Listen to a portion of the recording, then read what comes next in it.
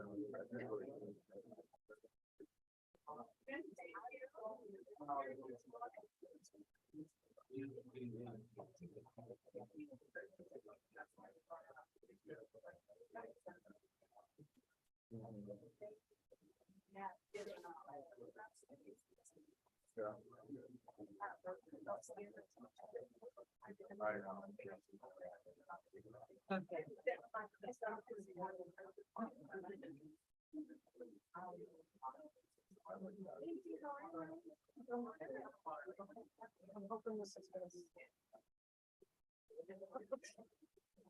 hours and 40 minutes left.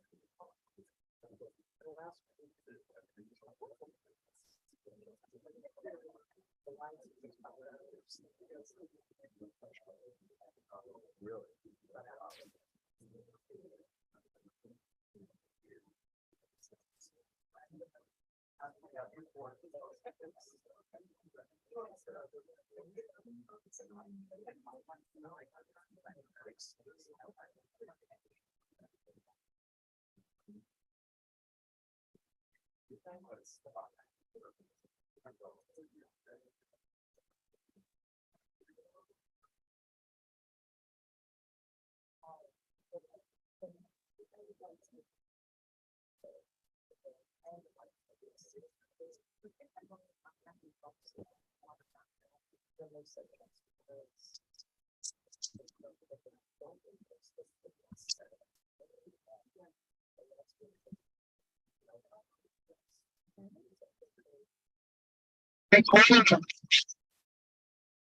Good afternoon, everybody. Good afternoon.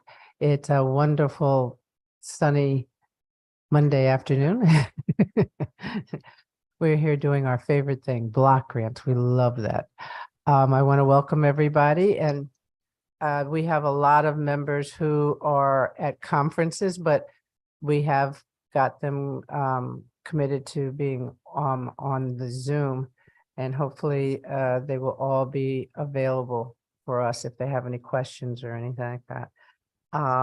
Before I start, I wanted to ask, let's see, is everybody on Zoom? Huh, maybe so. This is going to be fun. Are there any chairs that would like to stay? I see Representative Gilchrist. Good afternoon, Representative Gilchrist. Good afternoon, Representative. Nope, just happy to be here and looking forward to the hearing. Thank you. Are you at the conference too? Nope, I leave tomorrow or Wednesday. I had a whole list of people who are, there's a Medicaid conference, which we encourage everybody when they have these things to join. Good mornings. Good afternoon, sir. Good afternoon. We have the Senate Chair of Public Health. Good afternoon, sir. Would you like to say anything? Thank you so much, Madam Co-Chair, and just looking forward to hearing from the experts and hopefully having a good conversation. So thank you. Thank you. Hey, Tony, I'm on too. I'm just saying good afternoon. Her voice, I hear it. Where is she? I'm here. I am driving, so I'm not putting my Zoom on, but I am driving. So I'll be there in about 10 minutes. Okay. Sometimes I feel like I have dreams of Kathy's voice coming out from there, and it came true. Yeah. Representative McCarthy. Thank you so much, Madam Chair. I just wanted to also say thanks to all who are there in person and on Zoom. I am one of those people who is at that Medicaid conference, and I look forward to hearing the conversation and checking in as we go forward. Thank you for leading us today. Thank you. Let's see. I think I see Representative Nuccio. Did I see her there? Yes, she is. Good Yes, afternoon, ma'am. Good afternoon. Thank you to everybody for joining. Looking forward to hearing about the block grants today, and I hope everybody is learning a lot of good information at the Medicare conference. Yeah, I hope they bring it back. And I, like you, sometimes have dreams of Kathy's voice in my head, so you know, she has an effect on people. Bad rep because she's not here. I know, right? We can pick on her because she's not there. Let's see. I hear you both. I hear you. Noted, Kathy, noted. Let's see, Representative Case. Good Good afternoon, and not at the conference in the best part of the Connecticut, up in the northwest corner. Let's get Good. ready. Good. Thank you, sir. Let's see. Do I see any other rankings on here? I think, did I see Senator Berthel? Did I see him on? Maybe not. Okay, well, now we will start today. Today we are going to be having a public hearing on the block grants, the Community Mental Health Services Block Grant, the Substance Use Prevention Treatment and Recovery Services Block Grant, the Maternal and Child Health Services Block Grant, Prevention Health and Health Services Block Grant, Social Services Block Grant, and Community Services Block Grant. I would really hope that just because we have 6 items, we don't have to talk on every single thing. I'm sure we're going to get lots of information today. So with that, I'll start with Commissioner Navarro. Good afternoon. Good afternoon, everyone.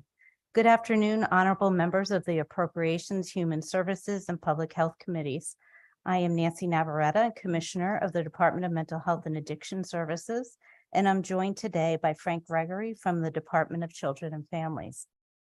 So starting with the Community Mental Health Services Block Grant, if you're following along with the OFA document on page 6, we're here to respectfully request your approval for the Community Mental Health Services Block Grant Allocation Plan, which we collaborate on with the Department of Children and Families. This block grant funds mental health services for adults with serious mental illness, also known as SMI, and a portion is shared with DCF to provide services for children with serious emotional disturbance. You have my submitted written testimony, and I will provide an overview of the highlights of the adult portion of the plan before turning it over to DCF to provide their remarks.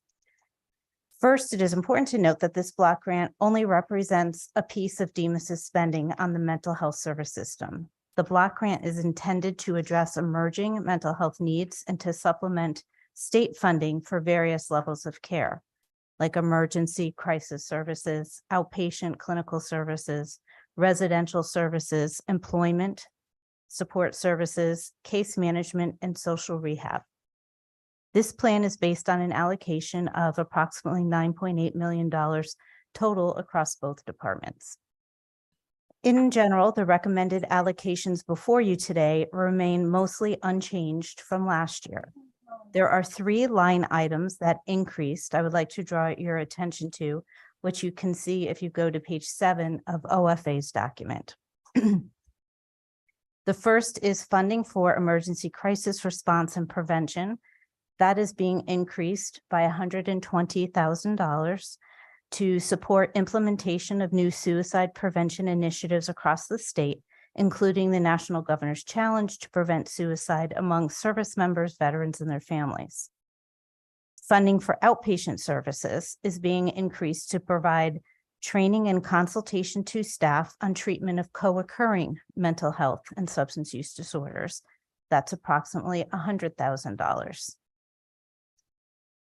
Funding for the early serious mental illness and first episode psychosis is being increased to implement a new statewide consultation line that will provide clinical consultation and support to staff across the state and state-operated and nonprofit clinics who care for individuals experiencing a first episode of psychosis, and that's approximately $187,000. In closing, the funding this block grant provides is extremely important to community-based providers across the state as they work to support our shared vision of developing community-oriented, cost-effective services that allow individuals to be served in the least restrictive and most appropriate settings available. With that, I'll turn it over to my colleague to speak to the children's portion of the block grant, and then we will take questions. Good afternoon, distinguished members of the Appropriations, Public Health, and Human Services Committees. My name is Dr. Frank Gregory. I am the administrator of the Children's Behavioral Health Community Service System Division at the Department of Children and Families. I'm here today representing Commissioner Durantes and Deputy Commissioner Williams, both of whom are here with me. DCF proposes to use funds from the child portion of the allocation to continue to expand our vision for a comprehensive community-based mental health service system for children and their families. These services supports provided with block grant funding are important components of the foundational elements that DCF has embraced through a system of care model, which aims to support and successfully maintain children with mental health difficulties in their homes and communities. In collaboration with families, community providers, and partner state agencies, DCF continues to work to ensure that children and their families receive the care and services that they need, where they need them. Block grant funds provide crucial support for innovation and system development necessary to enhance our system of care. We have submitted to you our written testimony. I will briefly highlight specific areas of change. DCF proposes to dedicate approximately $3.7 million from the 2024 block grant, which is inclusive of prior year carryover funds. For most of the ongoing multi-year initiatives, funding is proposed to continue at current levels. We are proposing funding changes in a few areas, which I will detail. Favor, the statewide family organization. Funding is proposed to be increased by $225,000 to a total allocation of $945,000. This allocation will allow for the addition of 2 family support specialists and related fringe benefit costs to support workforce needs. The family support specialists are individuals with lived experience who serve families via advocacy, peer support, and facilitating connection to needed services for children. We anticipate the increase of these family support specialists will reduce family wait times for these services and allow Favor to serve additional families each year. The second area, outpatient care system and treatment improvement. We are proposing that funding be increased by $150,333. Total allocation, $333,333. This will provide support for the Urban Trauma Initiative performance improvement activities. The Urban Trauma Initiative represents a cohort of providers who are implementing a clinical model specifically responsive to the needs of youth experiencing the impact of systemic racism, including exposure to community violence and other trauma in the state's largest urban settings. Performance improvement activities will support this network via specialized training, coaching, and supervision. Best practice promotion. Funding is proposed to be increased by $300,000 for a total allocation of $375,000 to continue support for activities which had previously been funded by time-limited COVID-related resources. Specifically, this funding will provide continued support for the Children's Behavioral Health Plan Implementation Advisory Board and related activities, including evaluating and promoting best practices in intermediate levels of care, particularly in the context of ongoing high demand for emergency department and hospital services. Data integration and reporting, including development of accessible data dashboards to effectively communicate system level and service level data, and identifying strategies to improve recruitment, retention, and competency development of the children's behavioral health workforce. Funding also provides increased support for the implementation of best practices in the treatment of first episode psychosis. The last area, respite care for families. We're proposing a funding adjustment reflective of provider program expenditures and reallocating $90,000 for a total allocation of $360,000. With the ongoing funding, this program will continue to provide statewide access to families seeking respite care assistance. The department has integrated this service into 9 existing care coordination programs. Families will continue to be able to receive respite supports in a variety of ways, such as access to credentialed mentoring services, recreational programs, or multifamily groups. We will continue to work with providers to better understand the need for this service and ensure that the program is responsive to this need. We are grateful to the General Assembly for its partnership as we continue the work of enhancing behavioral supports and services for all of Connecticut's children and families, and are happy to address any questions you may have. Thank you, Dr. Gregory. Thank you for your presentation. Commissioner Navarrete, do you have more to go? No, so you did both of No, both. I will, after questions, I can do the substance use. Okay, all right. So we'll do questions on these two Are there any questions from any of the members currently? I just want to ask Dr. Gregory, just on the respite care.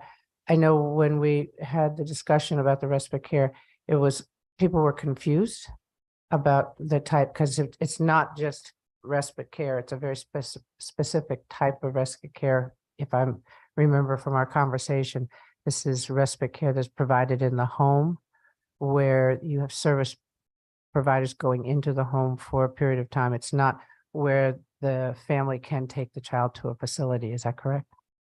Well, these funds actually, for the most part, have been used for site-based activities. So families would go to a multifamily group or some Okay. other activity. The funds are eligible to support some of those other activities that you mentioned, but currently are not really being used for those by the So, providers. so that when you say site-based, that means that if I need some time for my child to receive services, I have to bring the child to a facility. That's what currently the providers have been doing, yes. Okay. Is there respite care that where they come into your home too? There are a variety of opportunities for that. So families can access through our credentialed provider network, therapeutic supports there, for example, who can be supported with flexible funding to go and work with a child as part of a comprehensive service plan. Mhm. So there are opportunities for that as well. Okay, so because when we talked about it, I guess I misunderstood part of it, because some legislators were saying that they've gotten concerns from parents about accessing respite care.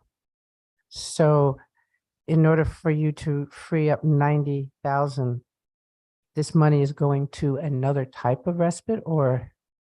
This funding continues to support the type of respite that has been occurring. So it makes, it has not been used to support the out-of-home respite that you're describing. So this funding has been used, as I said, primarily by the providers through the care collaboratives Okay, for site-based activities. okay, okay. So it is respite care in some of the standard definitions that we've used before for respite. Yes, and we believe that even with the funding adjustment, the services can continue and will not represent a significant change in services to families. Okay, okay, all right. Yes, yes, yes. Thank you, Madam Chair. I just wanted to mention for the people who are listening to our conversation today, and I'll probably suggest a theme that you'll probably hear throughout the course of our conversation, is that the agencies, the DPH, the DMIS, the DSS, and DCF, you guys are doing very important work. The conversation today is that the federal funding that we are getting is going to be a part of the state's commitment and budget that we've already approved, that is going to continue to provide the support. But this part of the financial support is critical. And then we have, as a body, a responsibility to ask the questions, understand them, and then make the best decision, which is to try and make sure that we get the federal funds. I know many of the legislators want more money, but that's not outside the scope of this conversation from the federal funding point of view. That's our conversation every time. But I think what happens at times is when we see this, the last time when we looked at the allocation, everybody or some of the people in the community panicked that, oh, there's such little money towards that aspect. And the answer to that is no, that's not the entire amount of funding. It's a small component from the federal fund that we are allocating. And with respect to the allocation, that is done through a transparent process, and that is a process that is well outlined and recognized. So even on that aspect, we do not have as much of a control in our conversation. But that's why it's important for the public who are watching and listening to this. We are listening to make sure that we are all aware of what's going on, and hopefully later today we will approve and then make sure that the funding comes from the federal government and helps our existing programs. So I just wanted to make that statement for people who panic when they listen to part of it. Thank you so much, Madam Chair. You're welcome, and you don't get the microphone anymore. No, I'm just kidding. But yes, that is accurate. This is just state funding. I mean, federal funding for these block grants. This is not what we did in the springtime for budget. Representative Belinsky. Good Thank you, afternoon, Madam sir. Chair, and also thanks to Senator Anwar for the clarification for the public's well-being. As far as leveraging the dollars in this particular block grant, I'm wondering why the spreadsheets that we have received seem to reflect that there's somewhere in the neighborhood of about a $6 million carry forward in each of the program years. And if we are perhaps not utilizing and leveraging this portion of the assets that we might bring to bear on community service, services like respite care. So I'll leave that for our the person testifying, and thank you very much for your service and everything that you do, sir. Yeah, I will, Representative Belinsky, as you know, specifically, when we go through these block grants, we have a startup time. And a lot of times the federal funds do not come immediately from Washington. So what we sometimes have to do is we have to fund it before we can get the money from Washington. And that's what a lot of the dollars are used for. And that's why we have a carry forward. As you know, we're probably getting close to that now. I think we're 2 weeks away from having a shutdown. So we don't want the services to stop. We want the public to continue to get what they need to work with their families and things, but we need to have some revenue in order to be able to do it. So that's what those dollars are used for. And that's why we carry forward dollars every year. We do it for a variety of other areas also. Thank you, Madam Chair. That's a terrific explanation. Thank you very much. Thank you, Commissioner. Dr. Gregory, you want to add anything to that? Nothing to add, no. No. Okay, great. Are there any other questions from my members? No? Fantastic. Dr. Gregory, that was great. Thank you. Nancy, Commissioner Navarrete, would you like to go right ahead with yours? Thank you. Thank you, Representative. So for the record and members of the public who may be just tuning in, my name is Nancy Navarrete, and I am the Commissioner of the Department of Mental Health and Addiction Services. I am here to respectfully request your approval for another block grant allocation plan administered by DEMAS, the Substance Use Prevention, Treatment, and Recovery Services Block Grant, formerly known as the Substance Abuse Prevention and Treatment Block Grant. So this is starting on page 4 of the OFA document. This block grant provides funds to states to develop effective alcohol, tobacco, and other drug use prevention, treatment, and recovery services. It should be noted that we are required to set aside at least 20% of the funds for primary prevention, strategies which focus on preventing disease or injury before it ever occurs. The total plan is based on $20.5 million in anticipated funding. Like the mental health block grant I spoke about, the recommended allocations before you today remain mostly unchanged from last year. You have my submitted written testimony, and I want to bring your attention to a few items within the plan. First, funding has been increased in these areas, and this is on page 5. The community treatment services to provide medication for opioid use disorder for individuals living in skilled nursing facilities, and that's approximately an increase of $150,000. For recovery support services to support state coordination of recovery activities and services, including recovery-oriented trainings for staff and individuals in the recovery community, and that's approximately $101,000. Finally, for primary prevention to support new alcohol compliance inspections and support improvements to the prioritization process used to identify prevention, treatment, and recovery priorities through the state is $112,000. Lastly, I want to note that in last year's plan, almost $200,000 was allocated to the 988 crisis hotline. And since then, other federal funding has become available to support this important and effective initiative.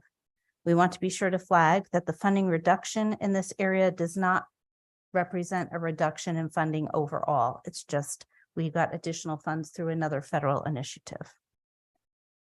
In general, these block grant funds are instrumental in helping people to provide a range of substance use treatment and recovery supports to meet client needs, including not only residential and withdrawal management, intensive, intermediate, and long-term residential care, outpatient treatment, medication-assisted treatment, but also community support services like case management, vocational support, transportation, and outreach to those in need of treatment. As I noted earlier, these funds are also used on prevention and health promotion services and can be focused on individuals that are not currently in need of treatment and help preclude substance use through targeting based on whether someone is a member of the general public, a high-risk environment, or may have certain characteristics that make them at risk for developing substance use disorder.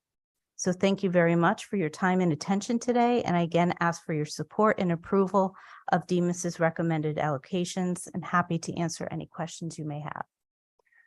Thank you. Thank you, Commissioner. Are there any questions to the Commissioner? Sorry, Tony. Yes, I have a question. No, I guess great. Thank you. Okay. Have a good afternoon.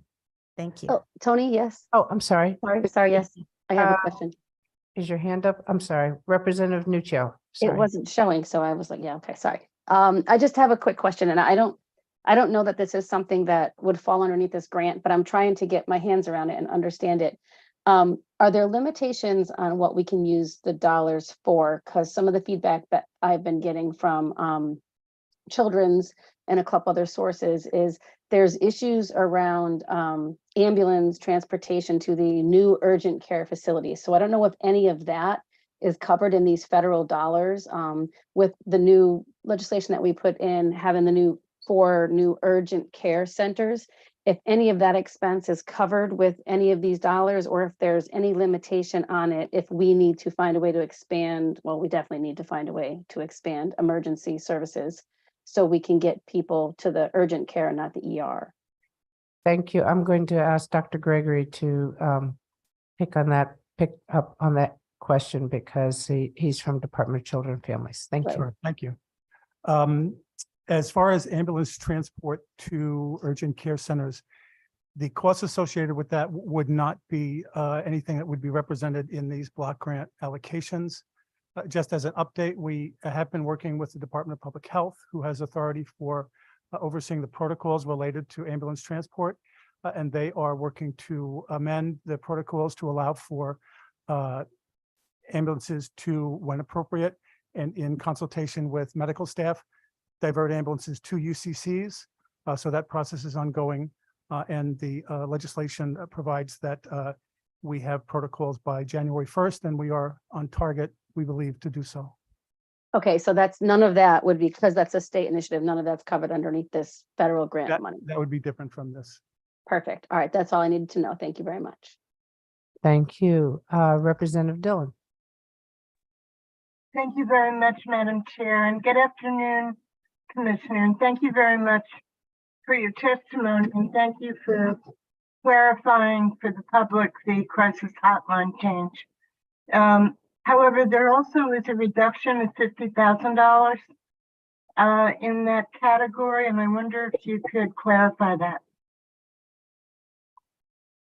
So that is not a total reduction. That was the switch over to different funding source.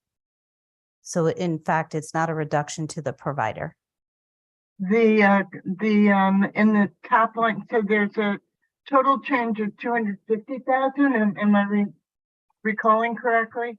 And 200,000 of it is a change in funding for the crisis hotline. Correct. So it's $200,000 plus an add back of $150,000 for the MOUD, the medication for folks with opioid use disorder in nursing, in skilled nursing facilities. So then the net is $50,000. Great. Thank you very much. You're welcome. Thank you, Representative Dillon. Are there any other questions for the Commissioner for the Substance Abuse Block Grant? Thank you, ma'am. Thank you. Next, we will go to Department of Public Health. Commissioner Jitani. And everybody else that's in the Department of Public Health right here.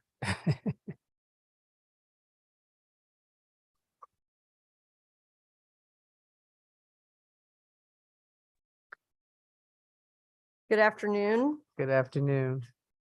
The other DPH staff are largely online, but I do have a few who are with me here today as well. So good afternoon, chairs and honorable members of the Appropriations, Public Health, and Human Service Committees. Thank you for the opportunity to present the department's proposed federal fiscal year 2024 allocation plans for the Preventative Health and Health Services Block Grant and the Maternal and Child Health Services Block Grant.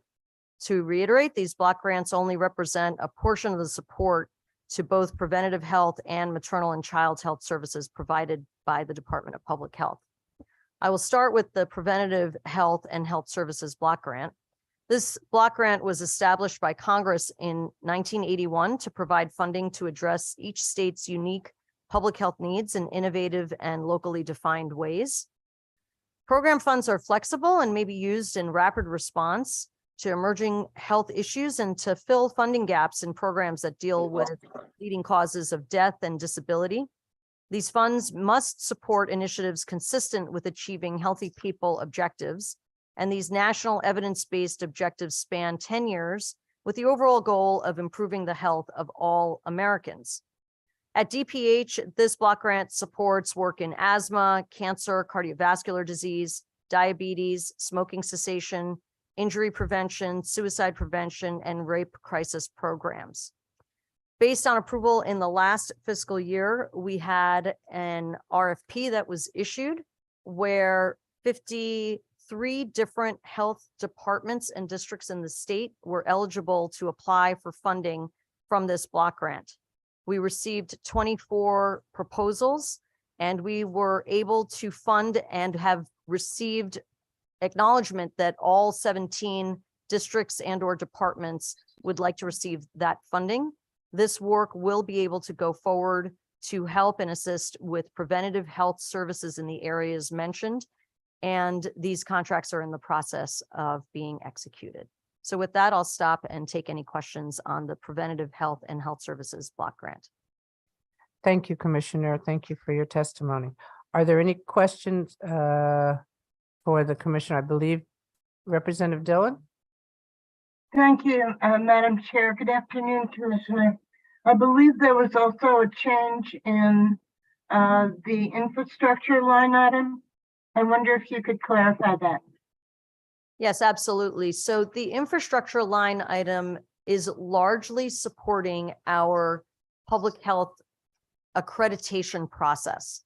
And what we did was we were able to actually take a little bit of funding from there, about 35,000, and put it more towards local health departments so that the RFP that was issued will be able to take into account sending a little bit more funding through those 5-year contracts that we're executing to be able to support local health departments. And we were able to do that just with changes in personnel at DPH and which staff were working on our accreditation platform.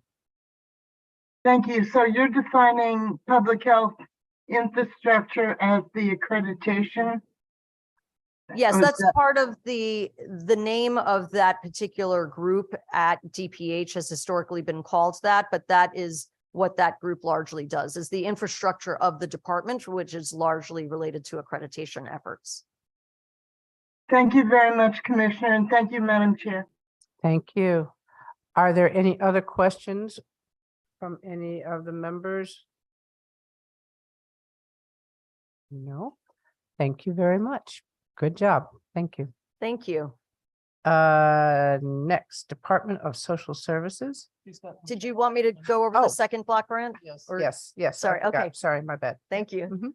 Mhm. So the Maternal and Child Health Services Block Grant promotes the development of state-level services to meet critical challenges in reducing infant and maternal mortality, providing and ensuring access to comprehensive care for women, promoting the health of children by providing preventative and primary care services, increasing the number of children who receive health assessments and treatment services, and providing family-centered, community-based, and coordinated services for children and youth with special healthcare needs. Per federal requirements, at least 30% of funds must be used for prevention and primary care services for children, and at least 30% must be used for children and youth with special health needs. In addition, there are several other administrative requirements that are referenced in the plan, allocation plan, which I've submitted. And the proposed funding is for $4.6 roughly million and accounts for areas outlined in the plan that I have discussed. What I would specifically offer in addition to that is that this block grant funding provides a lot of the infrastructure support that has been ongoing for many years within the department.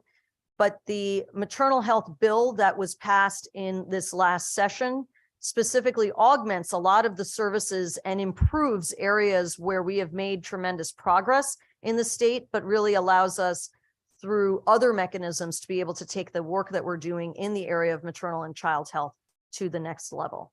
So with that, I will stop and take any other questions on this block grant. Are there any questions from any of the members? Representative Nolan. Good morning or good afternoon. Can you briefly explain the progress that you're talking about, specifics?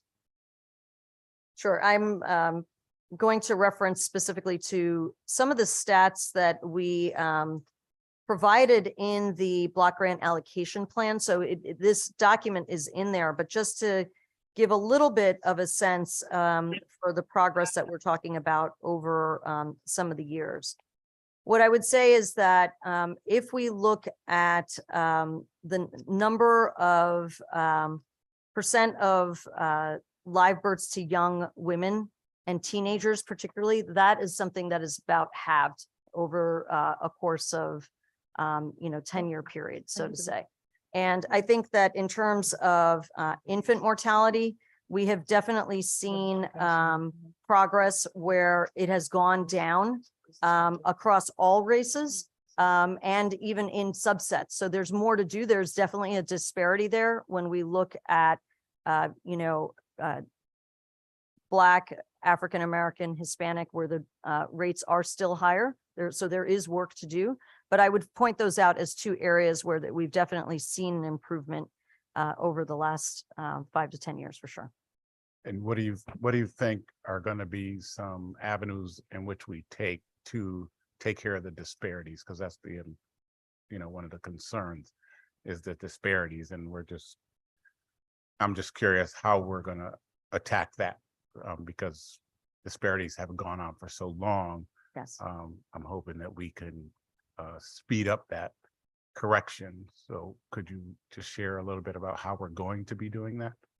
So when I talked about the maternal health bill that was passed in this last session, there were a few things in there that I think we're really looking forward to be able to try to address the issues you're discussing. So I think when we look at an infant mortality review committee, which we are in the process of setting up, that was part of what was passed in that bill, and can build on strengths that we've seen other states be able to do.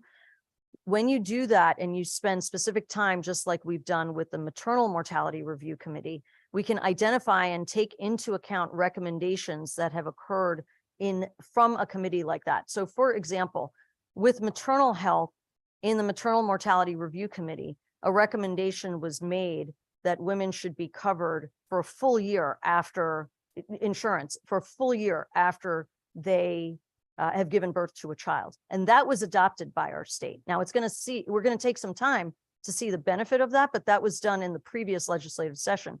So those are the types of recommendations when you have an infant mortality review committee.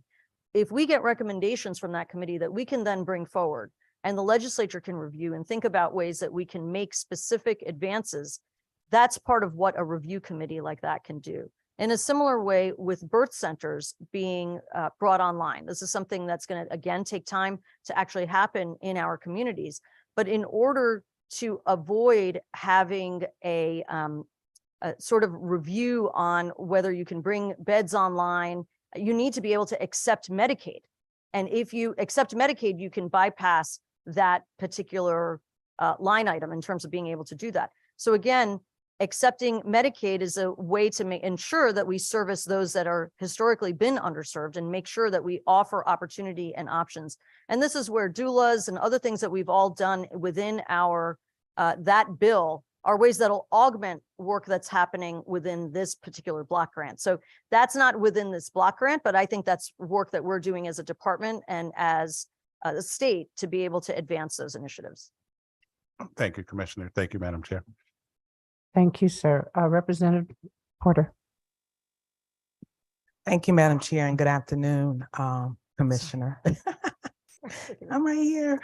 I just want to piggyback off of what Representative Nolan was talking about before asking a couple of other questions. I think one of my concerns, you know, we worked really close on this bill, and I have been working in community, and the feedback that I'm getting from doulas and midwives is a concern that there needs to be strong representation from them on those review committees, like the infant mortality and the doula.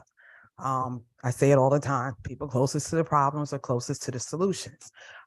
They need to be at the table, especially when we know that we have data that supports that when you have one-on-one, right, care for women who are in labor and delivery, it tremendously decreases the mortality rate, the need for C-sections. I mean, you name it, straight across the board, it's a win-win. So I just wanted to put that on the record and make note of that we need to make sure that we have that kind of equity moving forward if we're going to be serious about a real impact on what we're facing. Now, I do know that we've had like a 40% increase nationally. So I just want for clarity, you are saying that Connecticut is actually a state where we are seeing a decrease and in maternal mortality across the board, but also with Black maternal mortality and infant mortality rates. Is that correct? So what I can tell you specifically in terms of what I have in front of me, when we're looking at non-Hispanic, Black, and African-American infant mortality rate for those less than 1 year of age, it was 10.8 in 2017, and it has gone to 9.8 by 2021. So that is at least progression in the right direction. So there still is a disparity. I'm not going to deny that. In 2021, all races was 4.7. So 9.8 versus 4.7, there's a lot of work to do there, but there has been at least an improvement. So we need to continue that work and make sure we keep it improving. And I believe that this bill will help us to do that. So I'm very hopeful in that regard. What are the numbers for maternal mortality? Because we talk about infants, but we got to have healthy moms in order to have healthy babies. So I'm just looking to see if I have the exact number for what you're looking for related to maternal mortality in front of me. And just for the sake of time, if you don't, that's something you can supply to Sue King for the committee. Sure. That would be fine. I'm just curious to know what those numbers are specifically. And then I wanted to go back because you talked about the augmentation of what this bill would do with the work that we're already doing as a state. And I just wanted to, you said through other mechanisms. Can you just speak to what other mechanisms that, you know, will come into play with the augmentation of this bill that we just passed this year? Those are some of the ones I outlined, the Infant Mortality Review Committee, the birth centers. Those are just a few, but I think really it's everything that's in that bill is going to be able to build on what we do within the block grant. Okay, so the bill as a whole. Yeah, the bill as a whole, correct. All right. And my last question through you, Madam Chair, any funding being allocated for maternity mental health? Because we know we got mental health issues across the board. But there is an extreme concern for maternal mental health and what we're doing to address, especially when we talk about the Black maternal health. The trauma, the depression, the anxiety, all of the morbidities and disparities around healthcare as they stand currently. Is there any funding? So within this block grant, and I will ask Mark Keenan online if I have this incorrectly, but to my knowledge, there isn't a specific within this block grant line item for mental health supports per se. there are multiple different supports that are supported within maternal health broadly. And part of that, but a specific line item targeted towards mental health, I don't believe is in this block grant. Having said that, those are a lot of the recommendations that have come out from the Maternal Mortality Review Committee. And this is where our partnership with DMIS and our other state partners in terms of where we can ensure, because whether it's substance use disorder, suicidality, or other issues that have come up in terms of maternal mortality, particularly in that postpartum period, these are the kinds of things that have come up. So some of it is a collaborative approach. It may not be that the funding for that is specifically within the block grant that we're discussing today, but that's where that recommendation for additional 1 year of coverage for all women, insurance coverage, regardless after the birth of your child, to ensure that you can utilize resources that are available through all medical supports. That's part of that recommendation that came out of the Maternal Mortality Review Committee and exists in our state now. So Mark Keenan, do you have anything else to add on that, particularly in terms of the block grant? Yes, as far as the actual block grant allocation. Before you say anything, who are you, please, sir? Hi, I'm Mark Keenan, Public Health Section Chief for Community Family Health and Prevention here at DPH. Thank you very much. So within this allocation, there is funding for a perinatal case management program, and they emphasize maternal screening for pre and postpartum depression and mental health issues, using validated tools, screening, referral, and support. There are also staff. What's interesting here, if you look at like the bottom of page 5, it refers to the MCH block grant funding that has to support and work with other MCH programs and federal funding, which is exactly the case. And one of the ways in which we do that is we will assign some percentage of staff time to staff getting paid through MCH block grant funds who are working on other programs, including Family Wellness Healthy Start and some other programs that do exactly that promote this kind of screening and referral. Thank you so much for that. And I'm excited to hear what you've just reported, because it is critical to the movement and making sure that we close the gap on this. So thank you, Commissioner and team, and thank you, Madam Chair. Thank you. Before we go to the next, the statistics that you said that had dropped, could you repeat what they were for me, please? And what years they were? Sure. And this is within the Maternal and Child Health Services Block Grant Allocation Plan. And the statistic I was specifically referring to was for non-Hispanic, Black, and African American rate of mortality among infant less than 1 year of age per 1,000 live births, which in 2017 was at 10.8, and in 2021 was 9.8. So in 2018, it actually had dropped to 7.8. So it did go back up, but it is down over the 5-year period. Okay. The other statistic I would just highlight is teen birth rate per 1,000 female aged 15 to 19 among non-Hispanic, Black, and African Americans went from 14.6 to 11.3, again, in the same 5-year period. Okay. Reason why I asked was because I know during the pandemic, statistics were a little skewed because of the fact that we didn't have enough people to go out and really collect the data that we needed. So I just wanted to make sure I understood the date. So thank you very much. Represented, I got 9 people. You can I can swing you back in. Okay, Representative Dillon, followed by Representative Nuccio, followed by Representative Hughes, followed by Representative Parrish, followed by Senator Lesser, followed by Senator Anwar. Go right ahead. Thank you very much, Madam Chair, and this is an important topic for all of us. So it's good to see you here, Commissioner.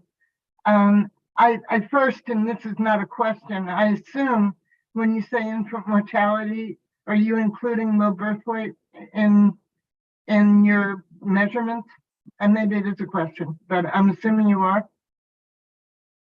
Are you asking, am I including the number of children born with low birth weight, or? Right. Right. That is a separate statistic. And Okay. that has been relatively level. The data on that has been relatively level. Okay. Now, have you, on the eligibility expansion, do we have the workforce to make this happen?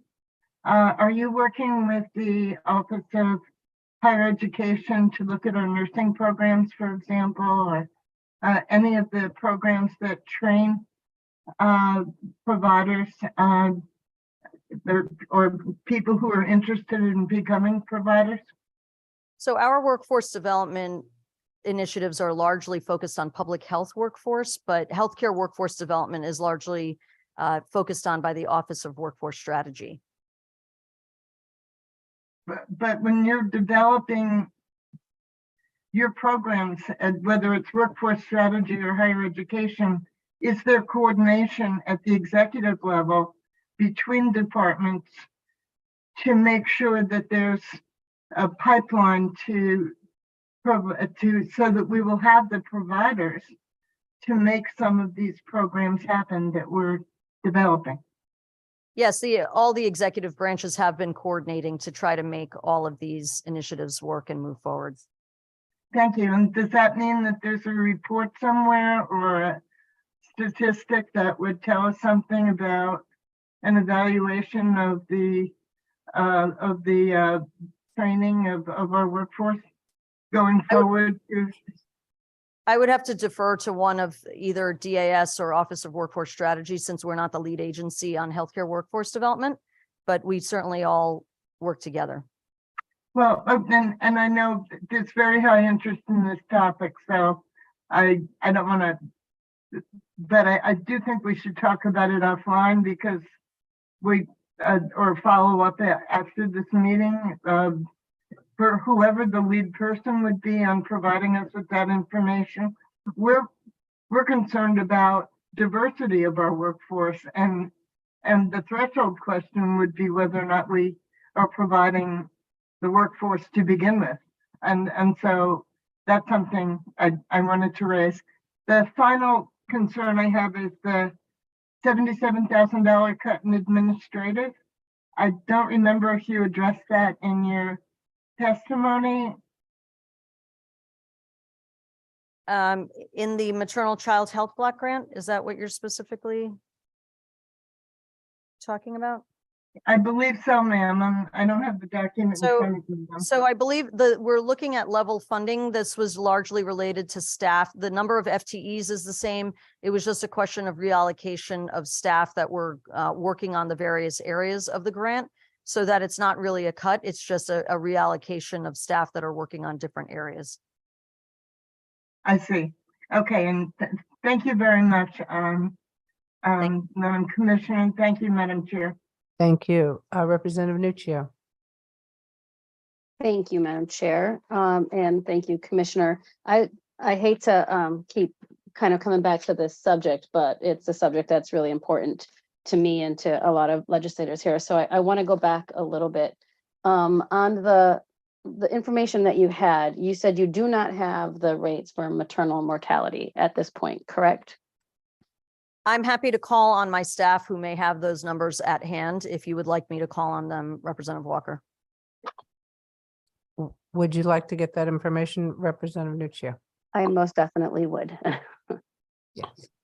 Okay, I'd like to again call on Section Chief Mark Keenan, and if he would like to refer to anybody else. Marcus, do you have any information that you might be able to share with the committees? I don't have the exact statistical information, but we've got a couple of epidemiological staff who might be able to pull it up. Jennifer Morin or Paul Gasick. We're looking for maternal mortality rates specifically. I can reach out to the staff who work on that. But I know that I recall from the report that was recently put out that there were disparities in maternal mortality, but one of the challenges, which is a good problem for us, is that the actual number of deaths has been relatively low. So as we gather data over time, there'll be a little bit more statistical reliability. But I will reach out to the staff who would have that report. I would appreciate that. I'd like to understand the maternal mortality rates, and I'd also like it broken down, if possible, by socioeconomic factors on top of ethnicity, so we can really look at the details that are in there. Would it be So helpful if we sent a copy of the most recent report to Susan Keen, who could distribute it to this group? it absolutely Would that be the best mechanism? Yes, that would be great. Sure. That would be very appreciated. Thank you. And then in relation to the infant mortality, I'm just wondering if you could briefly talk about a little bit about what we're doing around that. I just recently did a tour of Children's, and one of the things that they mentioned that I found was something that we kind of really have to zero in is the highest majority of their neonatal beds are by children on Medicaid. They are the highest number of children that are in the neonatal. And I think there's some causation or correlation there and some kind of program, something that we can be doing to help that, because I think that would also help with infant mortality. But looking at it from a socioeconomic perspective and the number of children on Medicaid who are ending up in neonatal, being born early, whatever the causes are they preventable? Is it something education would help? I'm really kind of trying to focus in on the maternal mortality, the infant mortality, and then as Rep. Porter said, I really want to understand what we're doing, how it's being funded, if the federal government is helping or not, with specifically postpartum depression, postpartum incidents among women, and what we're doing in that area to kind of bring those numbers down. I've heard personally from a lot of constituents and law enforcement in my area and mental health providers that we're seeing a really big spike in women with postpartum, and down to the simplification of the husband not understanding, not knowing what to look for, or their partner or their spouse, and seeing a lot of injury in not always successful, but some really bad cases to do with postpartums, oh my goodness, I cannot speak, postpartum. So those are kind of my 3 areas of interest, and I don't know if you have any information on any of those, Commissioner, that may be able to help. Are you speaking specifically about the block grant or where we might support that as a department? Kind of both. So I want to understand the block grant. Is the federal government assisting with any of this? Is the block grant money coming in? Can we aim any of that at mental health postpartum? Also, what are we doing again? Like, how is this block grant, or do we have to do more to address the Medicaid babies that are in the NICU? And then, of course, the maternal mortality that we began to speak about.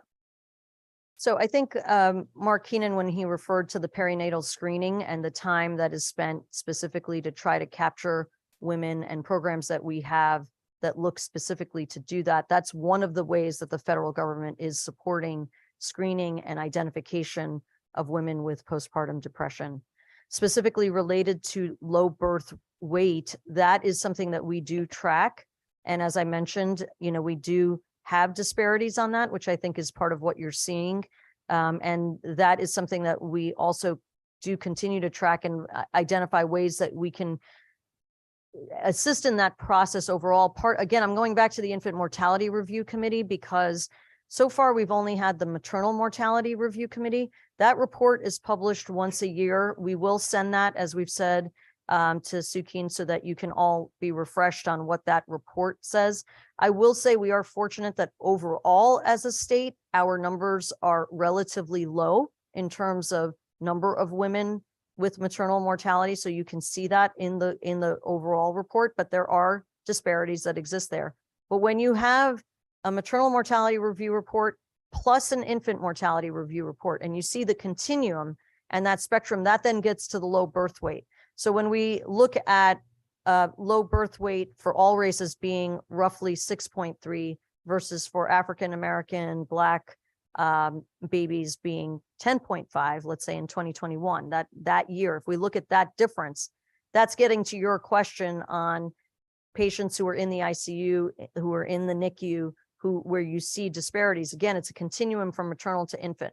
So now that we'll be able to start seeing data on a regular basis that we can evaluate what needs to be done from the infant side, we can start to make those connections of what can be done on the maternal side and then on the infant side. So I think it's more than just low birth weight, right? There are lots of reasons why these children are in the NICU, and some of them I think may be preventable with more involvement with the families, more services and stuff like that. And then the survey that you mentioned doing, is that something that we do more than once? Like, we're not just doing it in the beginning, because postpartum can wait 9 months to rear its head. So how are we kind of that continuum of care post delivery? So I would just say that, again, the coverage of a woman for a full year in terms of insurance coverage, I think there are certain screenings that women get after the birth of a child when they might present to care again, but many of the barriers are just not having coverage in the first place. So I think having the ability to go in now, whether there are other screening programs, mandated where women come in on a scheduled time period, I don't think we have programs like that, but I do think having the ability to have care is one of the major fundamental changes we've done so far. Okay, thank you. Thank you. Can I just very quickly, when you send the statistics, will you send it broken down by either municipalities or towns or something, so that we can start? Because from what we've been told, New Haven has an uptick, and we'd like to know what it is. And then my next part of that would be, who would we be talking to as New Haven residents there? Who should the legislators be talking to find out data on who works with that population? So the maternal mortality review report is usually done by state. I think we'll have to get back to you on specific questions related to, because when we have very small numbers, we do have to worry about patient confidentiality and data confidentiality. So that is something that we need to just keep in mind, because we wouldn't want to identify specific people in specific areas. But I'm just saying, from the perspective of your question of, numbers per area of specific areas, when our numbers are small, that's just something we have to, consider. And so I think more broadly to your question on who you should be speaking to, do you mean specifically about services? Yes. Or do you? About services. Services. So I think certainly for every group, starting with your local health department, for example, the New Haven local health department has very intensive programs specifically on maternal health that exist. So that would be at least the first start, I would say. Secondly, we will be announcing, and it will be clear exactly who is receiving this next round of, preventative health services, which is separate from this. But I think that that's part of the way that I would direct people. Okay. And the reason why, I understand the confidentiality, but in order for us to understand the trends, we have to have data. Sure. And so somebody's got data. So we'd like to see what the data is for the area. Thank you. Representative Hughes, followed by Representative Paris. Thank you, Madam Chair, and thank you so much, Commissioner, for illustrating this sort of intersectional approach to health outcomes and to the continuum of care that we need to invest in. I'm sorry I didn't get to ask this question when you presented about the preventative care, but you mentioned rape prevention services and care block grant. Can you let us know if that includes addressing the rape kit processing, and if there is indeed no further backlog on that due to this money, maybe, I don't know. So the specific set aside that we have is for a rape crisis hotline. That is my understanding of what is the specific set aside that the federal government requires that we have as part of this. Okay, so any rape kit processing that we do as a state comes from state resources, is that correct?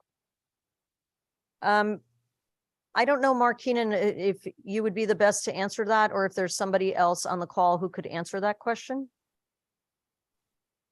Again, Section Chief. I don't know. Amy Marizzi? Hi, Amy Marizzi, Chronic Disease Director at Department of Public Health. Right. So we support the Connecticut Alliance to End Sexual Violence with the Preventative Health Services block grant funds.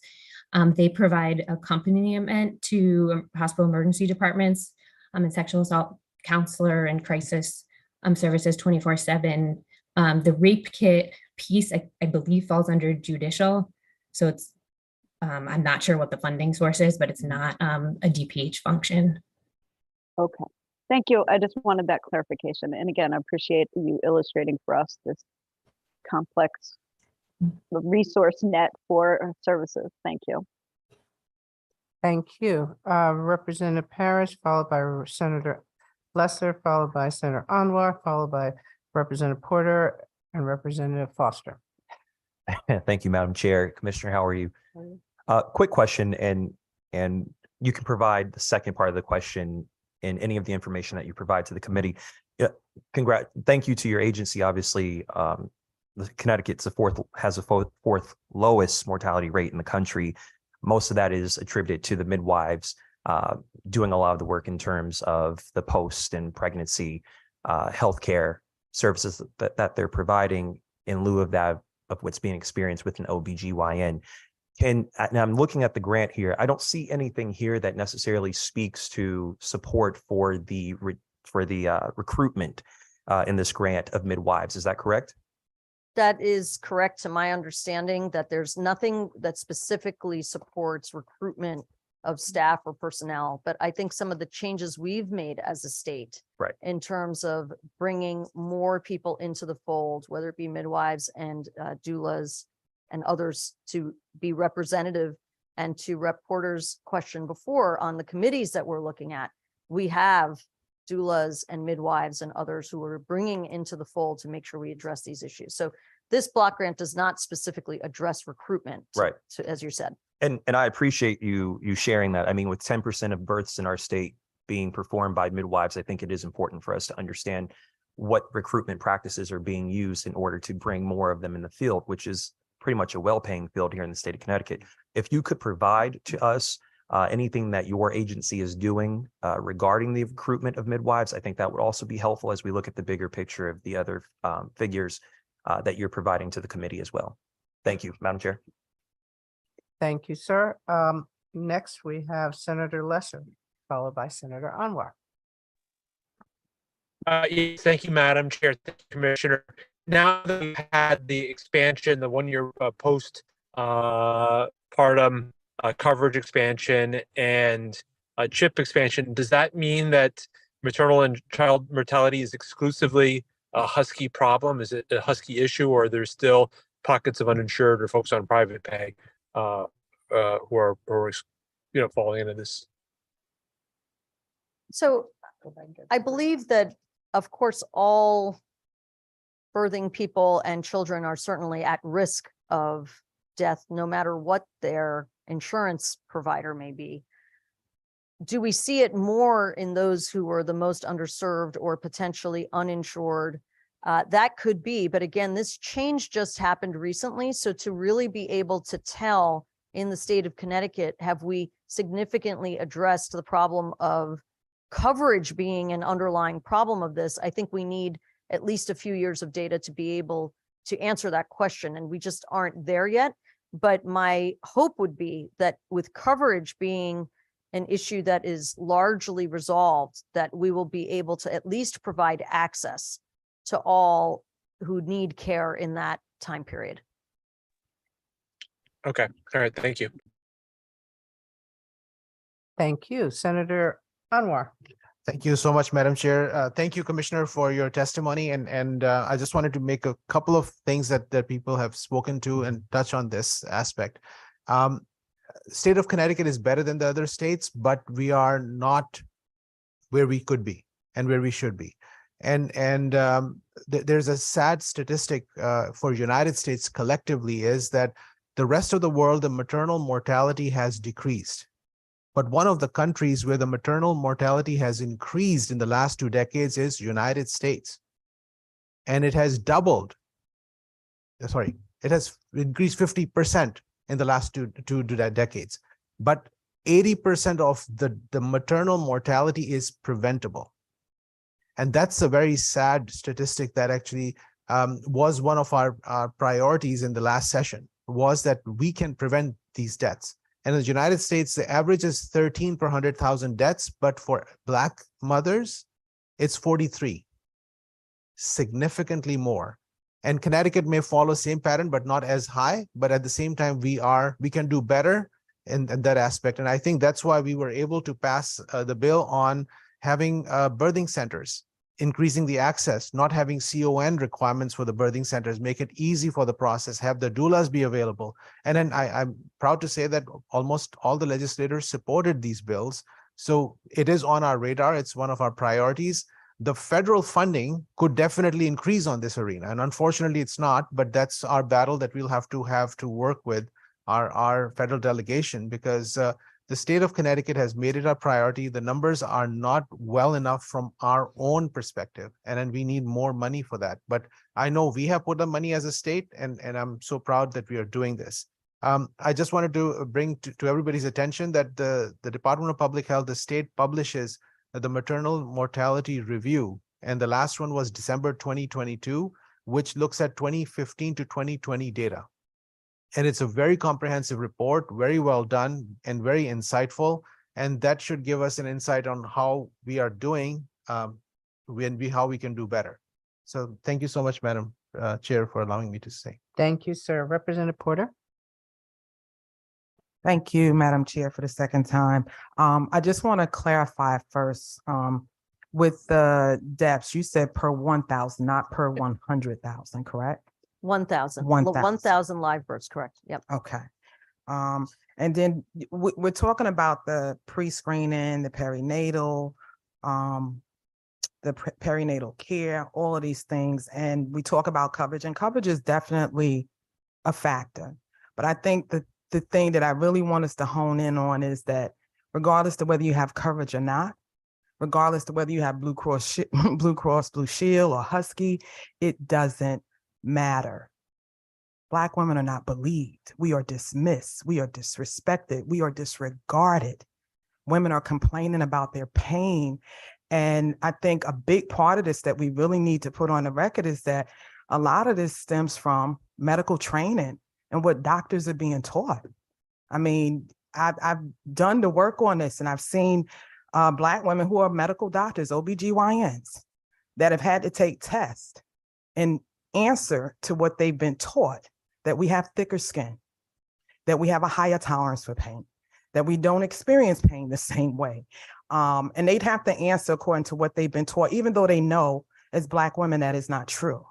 So this is so multi-layered, and it's not complicated though. That's the thing that I'll say. It's not complicated, but we must acknowledge what the real issues are and how we address them head on, because it's part of the culture, unfortunately. And this has been going on for centuries. So this is nothing new.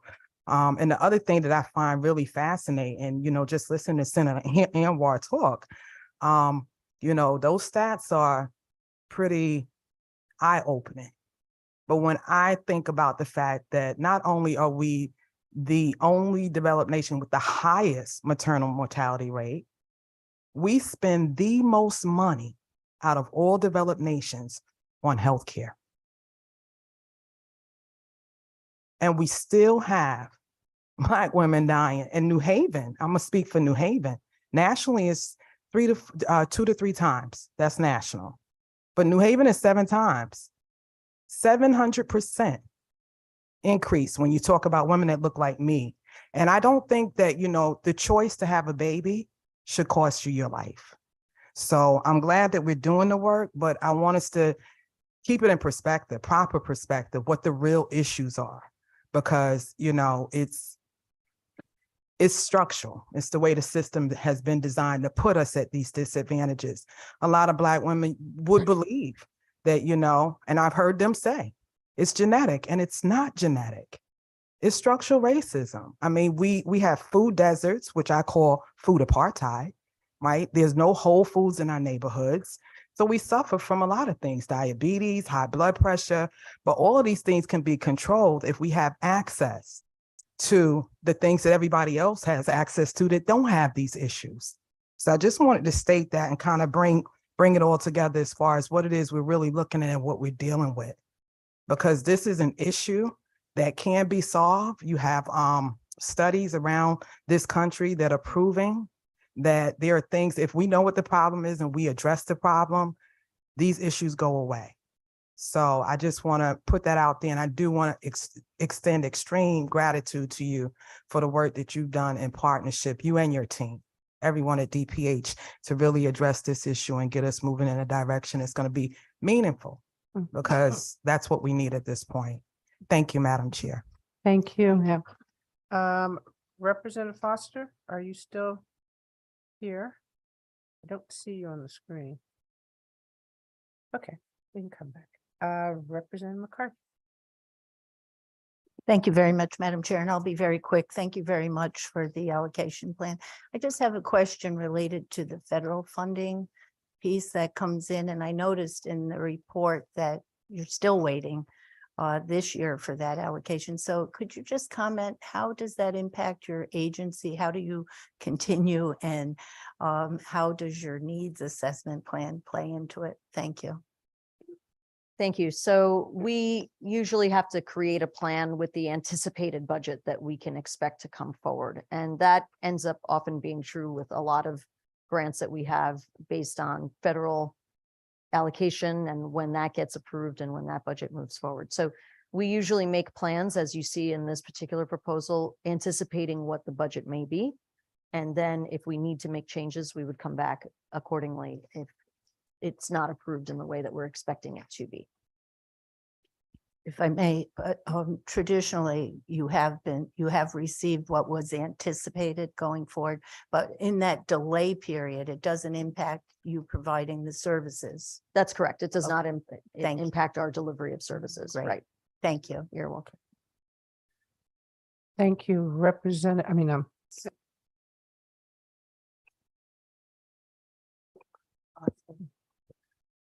Commissioner, I'm going to go back to what Representative McCarty was talking about.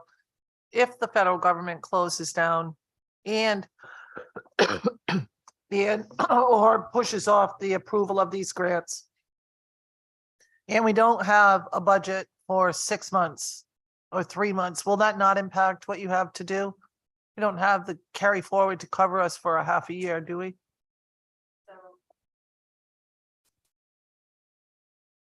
I might have been talking so long, it turned off automatically on me. I'm not sure what happened, but the microphone is off. So it is my understanding, and we will have to clarify with federal colleagues that, and when there have been shutdowns in the past, that services that we offer as a state have not been awarded at any time. We continue to provide our services. In the past, when such situations have occurred, the federal government has made us whole after the fact. After the fact. That but- is my understanding of how it's gone in the past, and we will be clarifying this to ensure that the same would be true going forward, because we have 80% of our budget being federal dollars. Correct. And so that's my concern.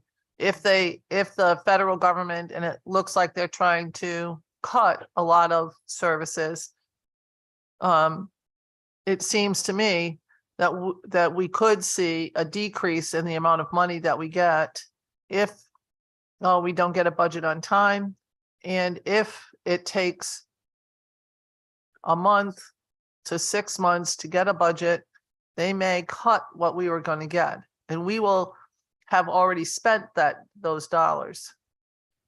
So we would have to figure out, we'd have to take on those additional costs in the state budget through other mechanisms. And that would mean a cut in other services that you do right now in DPH. Would that not be true? So there are certain funds we've been given reassurance, particularly when it comes to CDC, that they are already obligated to us, and therefore they are not at risk of being cut. When we talk specifically about this block grant, I would need to go back to confirm whether what you're suggesting could be the case, because we will continue to be supplying the services and that those would not be shut down. So I guess we have to wait and see. Yes. Okay. Thank you. Thank you, Madam Chair. Thank you, and Commissioner, that's it. Thank you very much. Thank you very much for being so patient with us. Thank you.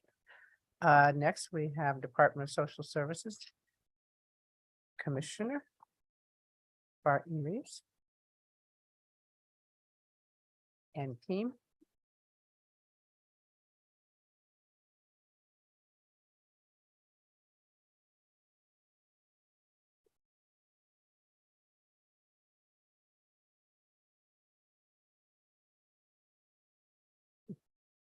Commissioner, you're going to glide through these slides, right? Okay. Yes. Not that I'm I giving you do too much understand pressure the or anything, position but I'm in literally, so we will make this happen. thank you. Okay. The distinguished chairpersons, vice chairpersons, ranking members, and members of the Appropriations, Human Services, and Public Health Committees. I am Andrea Barton-Rees. I am the Commissioner of the Department of Social Services. And on behalf of the department, we want to thank you today for giving us the opportunity to present our proposed community services and social services block grants allocation plans.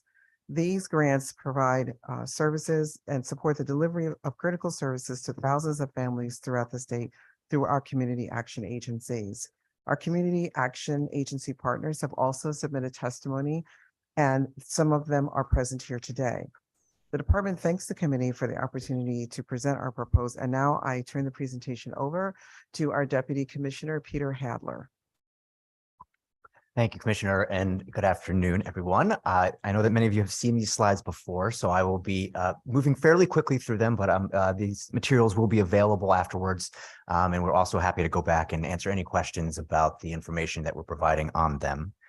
So we're very quickly going to give you an overview of each of the social services block grant and the community services block grant, our plans for expending these funds in the upcoming year, including the significant changes from the prior year. And then we will be happy to take any questions about either or both of these two block grants. So here's the very quick overview. We're going to start with social services block grant, then we're going to cover the community services block grant. And I will talk relatively rapidly, but of course, if I'm going too fast, just let me know. Next slide, please. And one more.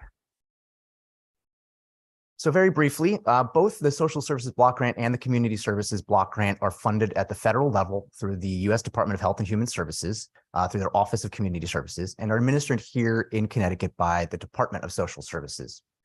SSBG is a flexible funding source that really allows us to tailor social service programming to our population's needs. There are three key areas that SSBG focuses on: providing essential services to reduce dependency and promote self-sufficiency, protecting children and adults from neglect, abuse, and exploitation, and helping individuals who are unable to take care of themselves to stay in their homes or the best possible living arrangements for them. Next slide, please.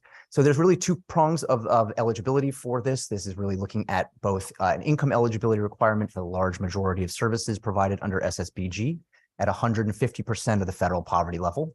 There's a little table embedded there in the graphic where you can see that 150% of the FPL is equivalent to about $45,000 for a family of four. But also very important that the social services block grant is targeted toward vulnerable persons and families, and a specific emphasis on those who are less than others able to care for themselves, such as those with disabilities, youth, and older adults. So here's a quick view of the areas that SSBG provides funding for. There's 11 categories, which are listed on the right-hand screen of this image here. I won't read through all of them. They're also detailed in our allocation plan itself, and we'll have a couple more slides where you can see some of the breakdowns and funding for each area. SSBG is funded primarily through the Department of Social Services and three other sister state agencies: Aging and Disability Services, DEMIS, and DOH, and provides funding for 31 private nonprofit entities to deliver services around the state. So our overall block grant funding is estimated at $17.3 million. Again, to go back to what Senator Osterman was saying in the last case, we are still waiting for federal allocations of final funding. So we use an estimate based on the prior year's amounts, though we have historically seen level funding in this block grant. We are actually proposing to expend more than the base block grant amount. You can see $19 million is above the 17.3 that is estimated as the next year's formula amount. And that is because we are using carry forward funding of about $1.6 million to provide a cost of living adjustment to all of the funded entities underneath the social services block grant. This is also picking up 2022 and 2023 COLAs, which had been built into the general fund budget. We're shifting them over into the block grant this year because we have enough carry forward to be able to sustain the delivery of these COLAs for this upcoming year, and anticipate that we will be able to provide that for the next year as well. So here's a graphic that shows an overview of the 11 service categories where SSBG funding is provided. You'll see that it's a wide variety. We do fund many different service categories. The independent living services is the largest one, and then case management is second. But again, these provide services both through sister state agencies and local nonprofit providers. So here's a breakdown of the 11 service categories. And I do just want to spend a moment on this slide because I know that if you look at the right-hand column of this image, you'll see that it looks like there are some very dramatic shifts in funding between different service categories. But the reality is that almost every service category is actually seeing a slight increase. Family planning services and legal services look like they are having very large differences in funding over the years. The reality is that's because in 2022, expenses were incurred, but actually expended in 2023. So some of that 2022 service and funding is showing up in the 2023 totals, but the 2024 numbers are actually a slight increase over the actual amount of funding that was provided in each of those years. The one line item that is actually seeing a reduction is the special services for persons with developmental or physical disabilities.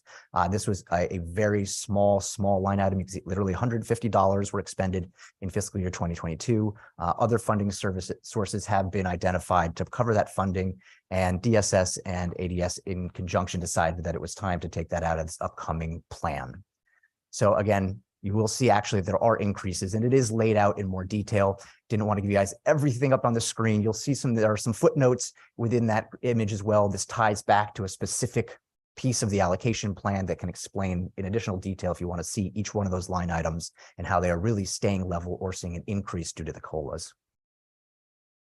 So the next two slides are also another way of breaking down this same funding across those 11 service categories. So you can see which agencies are administering which portion of the 11 service categories. Again, I do want to emphasize that the net overall impact on each of these line items is going to be a small increase due to the increase in the COLAs that are applied to most of these categories. And the next slide, again, is just a continuation of that first one. This is also embedded in the allocation plan itself, and I'm happy to answer any questions about it later. So now I'm going to quickly go through the community services block grant. Community service block grant is a little bit different from SSBG, though it has the same federal funding structure and state administrative structure through HHS and through DSS here at the state. Community services block grant is targeted to the community action agencies here in Connecticut. It is their core funding to be able to provide administrative supports to many other programs that they in turn administer. And this is a requirement of the block grant. Next slide, please. Very broadly, CSBG has a broad purpose to support services and activities for individuals and families with low incomes that alleviate the causes and conditions of poverty in communities. This is a broad charge. There's a lot of things that can go into it, but fundamentally, this is aimed at providing that administrative funding for the community action agencies. In fact, 90% of all of our funding is required to be provided to the community action agencies under this block grant. The community action agencies support our communities in many ways, addressing immediate needs for people in emergencies and disasters, short-term planning over the course of the upcoming year, and also longer term to try and address the structural impacts of poverty. There's some links that are embedded in this chart, and again, we'll be providing those if you want to link straight to them. There's some really great visuals about the many services that community action agencies provide in the state, broken down by each of the 9 geographic areas that they support and the service they provide, and a list that is not totally inclusive, but is very, very illustrative of the many services they provide here is on this slide: energy assistance, weatherization, housing and shelter, employment and training, early childhood education, financial education, case management, and food and nutrition services are some of the programs that CSBG supports. So again, this is sort of another way of looking at that. The CSBG is sort of this glue funding for the community action agencies. It allows them to be able to bring staff in to be able to support the needs of their communities, to link up to other entities to be able to provide connected supports, working in partnership with providers and businesses, faith-based organizations, and others. The CSBG funding allows the community action agencies to play this central role in communities and bring all of these partners together. Do also want to emphasize that CSBG has a slightly different income limit for the threshold compared to SSBG at 125% of the federal poverty level, or $37,500 for a family of 4. Next slide, please. Our anticipated federal block grant funding is about $9.1 million. Again, we're estimating this and anticipating that it will be equal to last year's final allocation. This does require that 90% of all the funds be made available through the state to eligible entities. And I do want to emphasize that particular term because we had a recent change in interpretation about who could receive funding under the definition of an eligible entity between last year and this year. Previously, we've used CSBG funding to be able to provide support to CAFCA, which is the association that supports the community action agencies here in Connecticut. Our federal partners at HHS indicated that we could not use the 90% funding under CSBG to fund CAFCA. So we've had to readjust the allocation formula to take money that was previously allocated to CAFCA and provide it to those 9 eligible entities. We'll have another a picture on the next slide, but before we get there, I just also wanted to flag that again, we're expending more funds this year in CSBG than our base block grant because we are using carry forward again to provide the cost of living adjustments to all of the community action agencies here in Connecticut. This is both a 2.5% COLA for this upcoming year and incorporating COLAs that had previously been funded out of the general fund budget for the last 2 years. We have enough funding in carry forward to be able to provide this funding through the block grant itself for this year and for the next year as projected. And finally, before we get, well, this is fine. We can talk about this one. This slide, exactly. And here is our allocation formula that we adjusted this year for 2 purposes. One, to change that structure with who's considered an eligible entity. We needed to move funding from CAFCA and reallocate it to the community action agencies around the state. And also it's important for us to take this opportunity to be able to update the baseline data that we use to provide funding to all the community action agencies around the state. Previously, we've been relying on 1996 poverty data as the foundation for the formula for distributing these funds. We have updated that this year to be able to use the most recent census data for poverty around the state. And you'll see 3 prongs of areas that we've provided that we use to allocate funding to the 9 community action agencies around the state. By far the largest is the population in their geographic catchment area that is at 125% or less of the federal poverty level.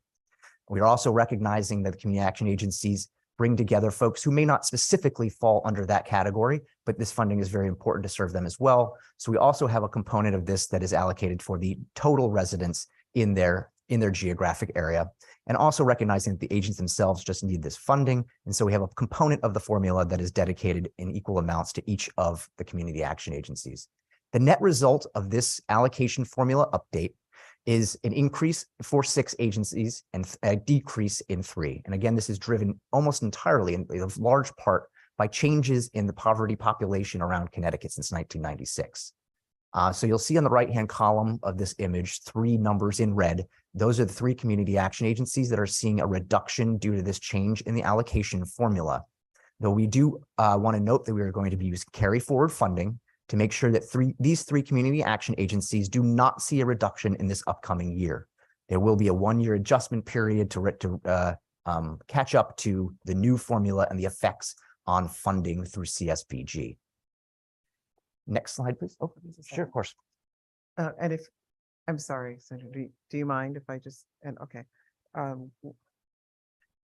Oh, sorry. The question that may come up, I am anticipating, is what impact might the change in this allocation formula have on CAFCA itself, which is a member association? And the fact is, it does not defund the member association, and it doesn't leave them without an opportunity to, I guess, regroup over this next year. So I wanted to make sure that we knew that we weren't leaving that agency destitute without any support, but the changes were federally mandated. And we've been in constant communication with CAFCA and its members around the change in the formula and the new rules from the federal government. Thank you, Commissioner. And I think actually this next slide demonstrates how that is occurring.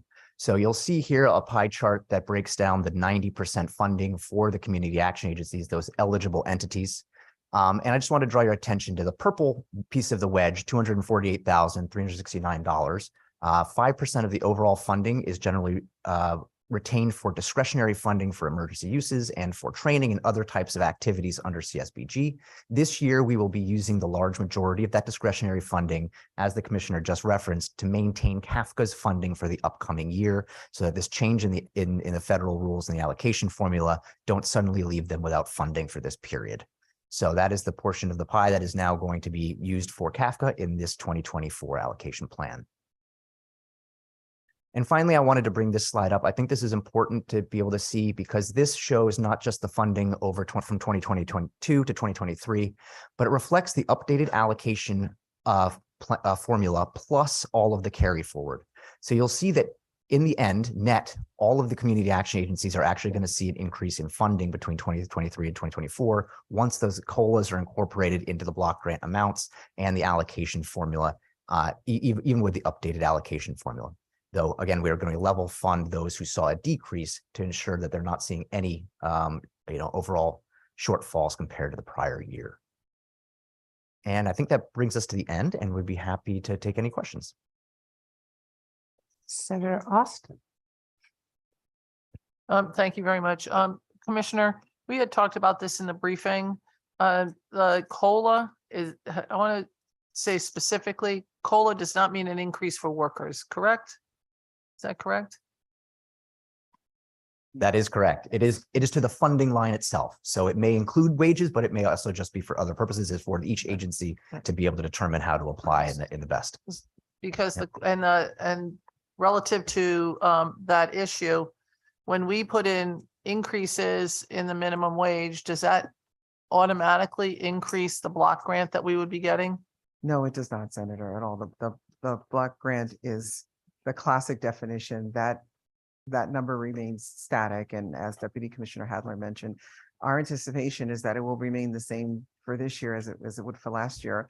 And as was mentioned when Commissioner Chitani was testifying earlier, we're not even certain whether or not that number will remain as it is because we are facing a possible shutdown, but we are planning optimistically that the funding will remain level, and that's what our allocation plan is based on. And my last question, when we have carry forward dollars, that means we didn't spend the whole allocation this year. Is that true? That is true. It is true. And we do that in order to create a buffer, not necessarily for a federal government shutdown, but because there is always a lag between the time that federal funds become available and the time that community action agencies really need to begin their work. So we find that it has been prudent for us to do this in the past to hold back some of those funds. They are all eventually expended. We are not holding on to any of those funds. It's simply the timing, and it allows the community action agencies to provide those services without a delay while we wait for federal funding. But we don't build the carry forward into the budget. No, we do not build the carry So forward. something in that budget doesn't get funded at the level that we say that we are approving today. So we are building in a budget for X number of dollars. In order for us to carry forward any dollars, we have to not spend all the dollars. Our budget doesn't have a carry forward amount built into it. It has last year's carry forward built into it, but it has it built in as if we're going to spend it. Yes. But it doesn't mean that the total dollars are being spent in a fiscal year, federal fiscal year. That is correct. And it is a decision that we make year over year, and it's really based on our experience in the timing of the funding. And we've found that determining the amount of carry forward is part of an art and part of a science. But what we've been able to do, particularly with these block grants, is we've been able to determine based on the manner and the speed in which spending occurs at our community action agencies, how much we really need to set aside. Now, we call it carry forward. It can be called reserve. There's all kinds of names you can use to describe it. But we feel that our primary responsibility is to make sure that the block grant is properly administered and that the community action agencies have the resources that they need to do their work. So this is the balance that we strike with the carry forward. I understand that, but I just want to make sure everybody understands. Yes. We built the budget with the carry forward included in it. In order to have a carry forward for next year, that means some of that budget doesn't get spent. Yes, although eventually we will get to a place. You will where we have spend it no carry next forward. year. That's right. But that means you're not going to spend it this year. The budget is built on a year by year basis. That's correct. And when we don't spend it all, that's what causes the carry forward. That is correct. Thank you. Yes. Thank you, Madam Chair. Thank you. Representative Case. Thank you, Madam Chair. And I thought Senator Austin was going to get into part of my question, but when we talk about COLAs, I know most of us probably got the email, but the minimum wage was set to be increased on January 1st. Does that affect any of the CAAs? And as you stated earlier, the funding doesn't increase, but going to 1569 is going to impact some wages that are going to be paid. Yes, it will affect the community action agencies. And although the number in the proposed plan is defined as a COLA, I think as Senator Austin had said, the community action agencies they have the authority to determine how that money is spent, but it is always spent within the context of the work that they're doing within the agencies. I would also point out, though, as we've gone around the state and talked not just community action agencies, but community action networks and other nonprofit providers on which we rely significantly in order to do the work to support the people in the state. It has been pointed out to us on more than one occasion that some of the people who work at the community action agencies and work at the community action networks are earning wages that might make them eligible for some of those supports themselves. So we are very sensitive to that, and we trust our community partners to use the resources within the block grant and other resources they have to make sure that they are building a strong and viable workforce, as well as delivering the services that are sorely needed by the people in our state.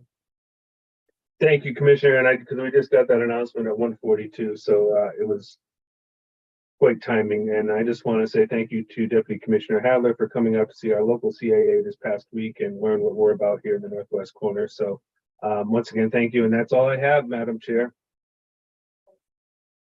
Thank you, sir.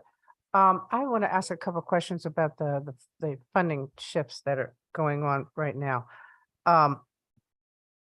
First of all, it was the federal government that came to us and said you guys are using 1992 data. Yes, it was the federal government. I think it's 1996. I think it's 1996 data. And they were very clear that using that 1996 data, they considered that outdated information, that there was more recent information that we should be using and that we should be relying on, and that we needed to adjust our formula accordingly. And so in fact, we did so. Okay. When I looked at the allocation plan, I saw the numbers and that was on page 19. And I was looking at the allocation plan. So your formula allocation had about a 13% increase, but then the amounts that the community action agencies got varying percentage increases. So what did you base the percentage increase on for the community action agencies to come up with that number? Yeah, so you want to answer that? Yeah. Only because, yeah. So I want to make sure you get the exact right answer. So I can provide you a more generalized answer that we use the formula that we agreed upon that was based on more recent data, but Deputy Commissioner Hadley can give you more specifics as to that. I appreciate that. Sure. Yeah, we did work with the community action agencies and the community agency network to identify how the new formula should look. And I think it was very important for us to use the newest data, which was provided actually by the network to us as part of the formula process, and also to make sure that we were using metrics that were fairly stable in the sense that we knew where they could be found, because the census is always putting out this data and we can identify it so that we can update it going forward at a regular cadence. And we also want to make sure that no one agency saw too big of a change. I know that it looks like there are some big changes from the new allocation formula, but actually it could have been far more dramatic. I mean, formulas are formulas. You can change different components of them and you can lead to different results. We did want to make sure that there was not dramatic change from the last year. So that was a component of this, in agreement with the Community Action Agency Network, that was a very important aspect of this for them as well. Well, when I looked at the numbers, Community Action Agency of Western Connecticut had about a 20% increase versus the standard, which was 13%, which is, I guess, you have a formula and you have how. I think we would like to see what that formula is. You don't have to tell me now, because I'm sure it's a little bit more detailed than what we can take orally right now from what's going on.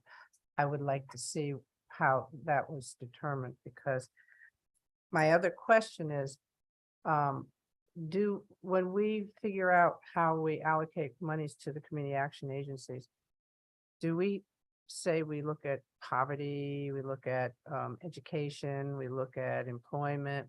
I mean, those are the factors that you use to determine how you're going to divide the dollars that come out of the block grant that go to the community action agencies that are before us.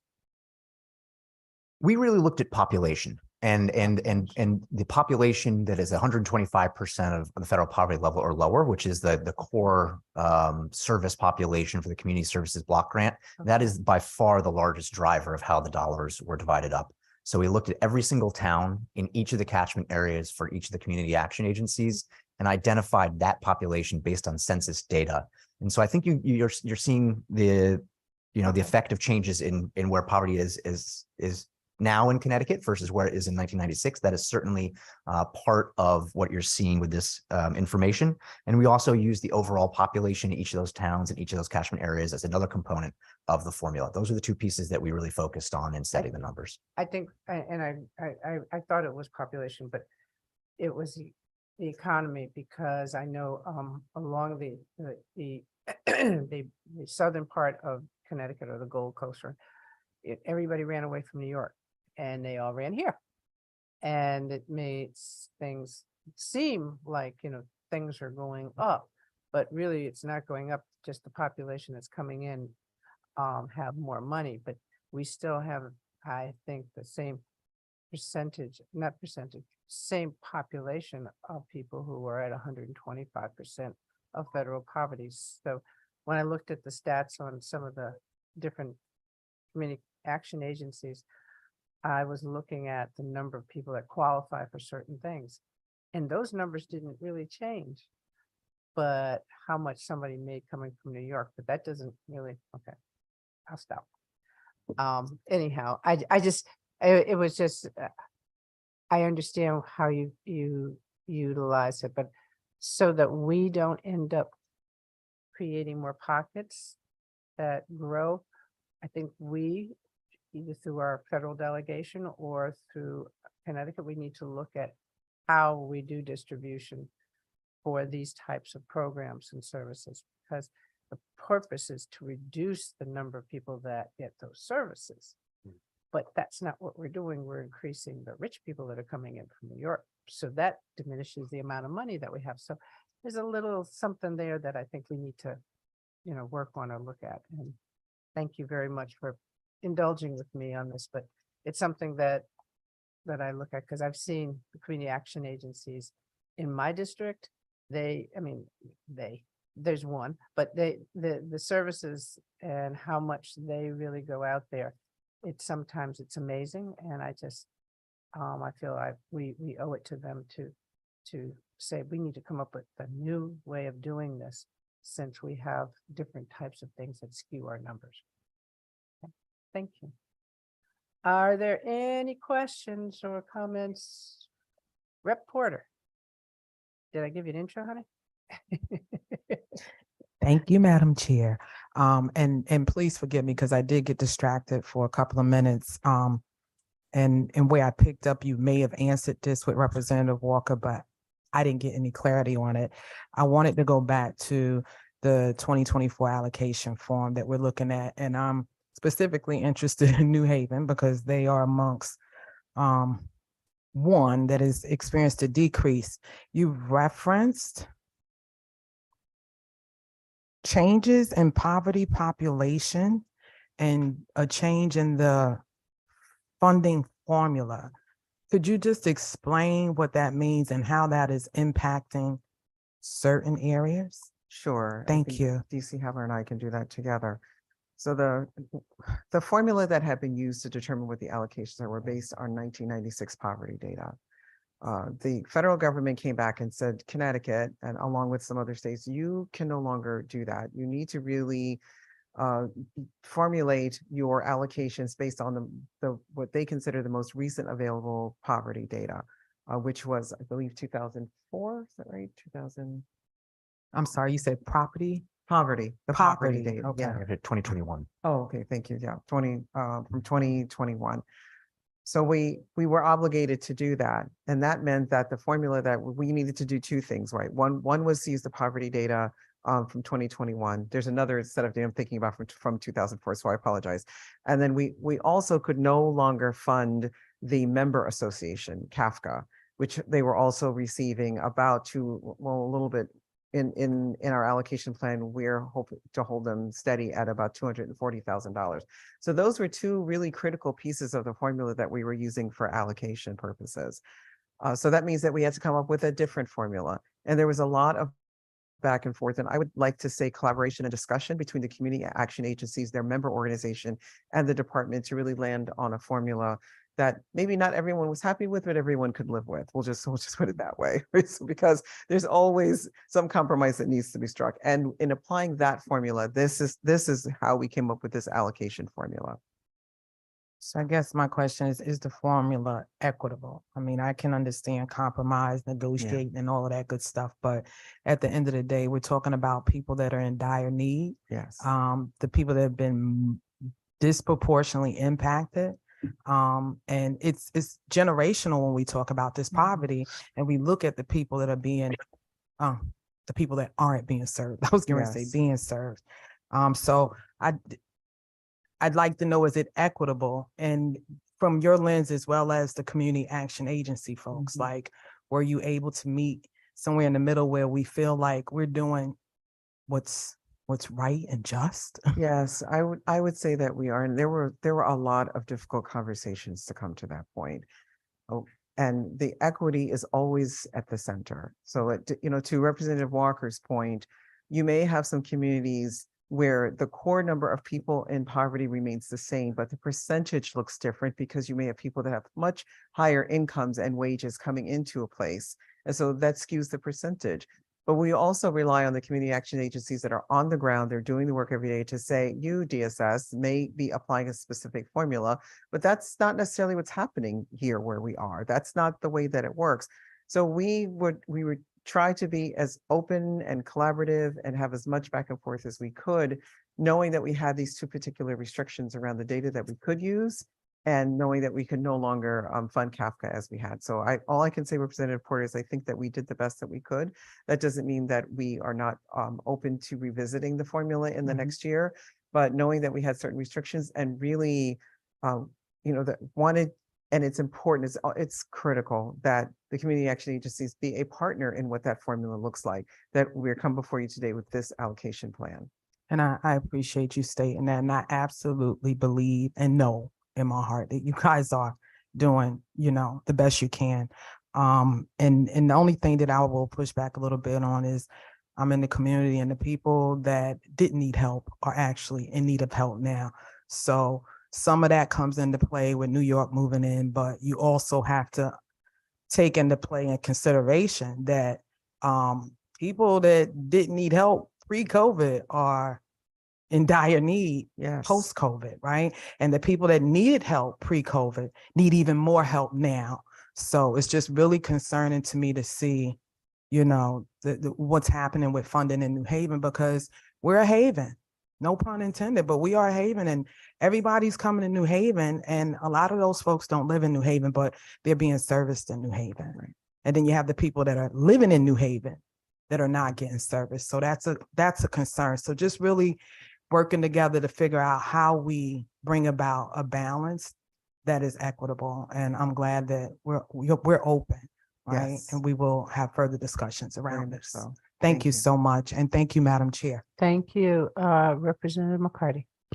Thank you very much, Madam Chair, and I'll be very brief. Thank you both to both the commissioners. And while I appreciate the commentary today and on the distribution of funds, would it be possible to take a look back, though, at the federal side of the grant allocation over a number of years to see, because as we've heard, and Representative Porter pointed it out clearly, that we have a tremendous increase in need. And I don't think the poverty issue is going away overnight. I can just see in the horizon that we're going to have more and more need. So I'd be curious to look back to see where the federal government is coming in, because I know these community action agencies rely heavily on this block grant to do the work they're doing. So would it be possible, I probably could look it up, but if you could supply that information, the trajectory of the block grant from the federal side over, say, the last 5 years or so. Certainly. I would appreciate that. Yes, And we can get that if data I may for you. just give a shout out, because I don't think this story is told too often.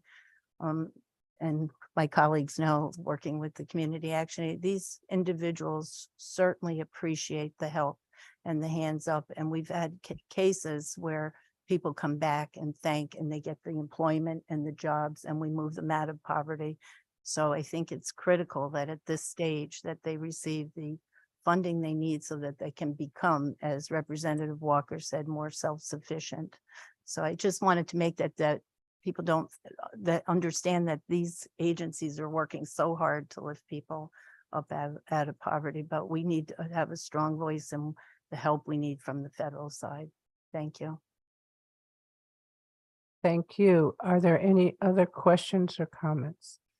I want to thank everybody. And I just have one quick question. Did Kafka give you alternative?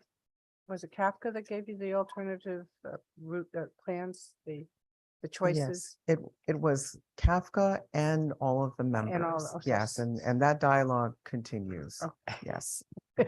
And we're happy to I have can it. tell. Yes. Thank you. Thank you, Commissioner. And you. thank you for your team. Thank you very much. Have a great day. Next we have, we go to the public and we have Sheila Matthews. Is Sheila Matthews with us?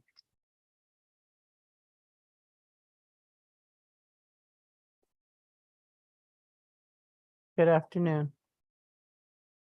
Oh, you press the button so that it's, there you go. Hello, can you hear me? Yep, we can hear you.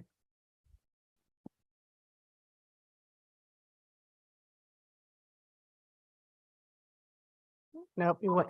Good afternoon. Mhm. I'm Sheila Matthews of Able Childs, a national nonprofit organization. We work on the federal legislation that is tied to IDEA, the prohibition of mandatory medication. We helped obtain the black box suicide warning that is on antidepressants. We worked with lawmakers here in Connecticut who passed unanimously the first law of its kind requiring prescription drugs to contain the 1-800 MedWatch number so consumers could quickly report adverse events directly to the FDA. So I've submitted testimony and I don't want to waste a lot of time reading into it.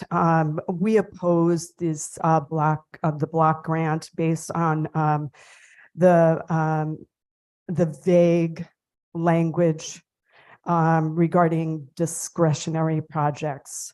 And we ask you to look at our concerns that we submitted. Most importantly, I want to come here about two things. First of all, the Medicaid aspects.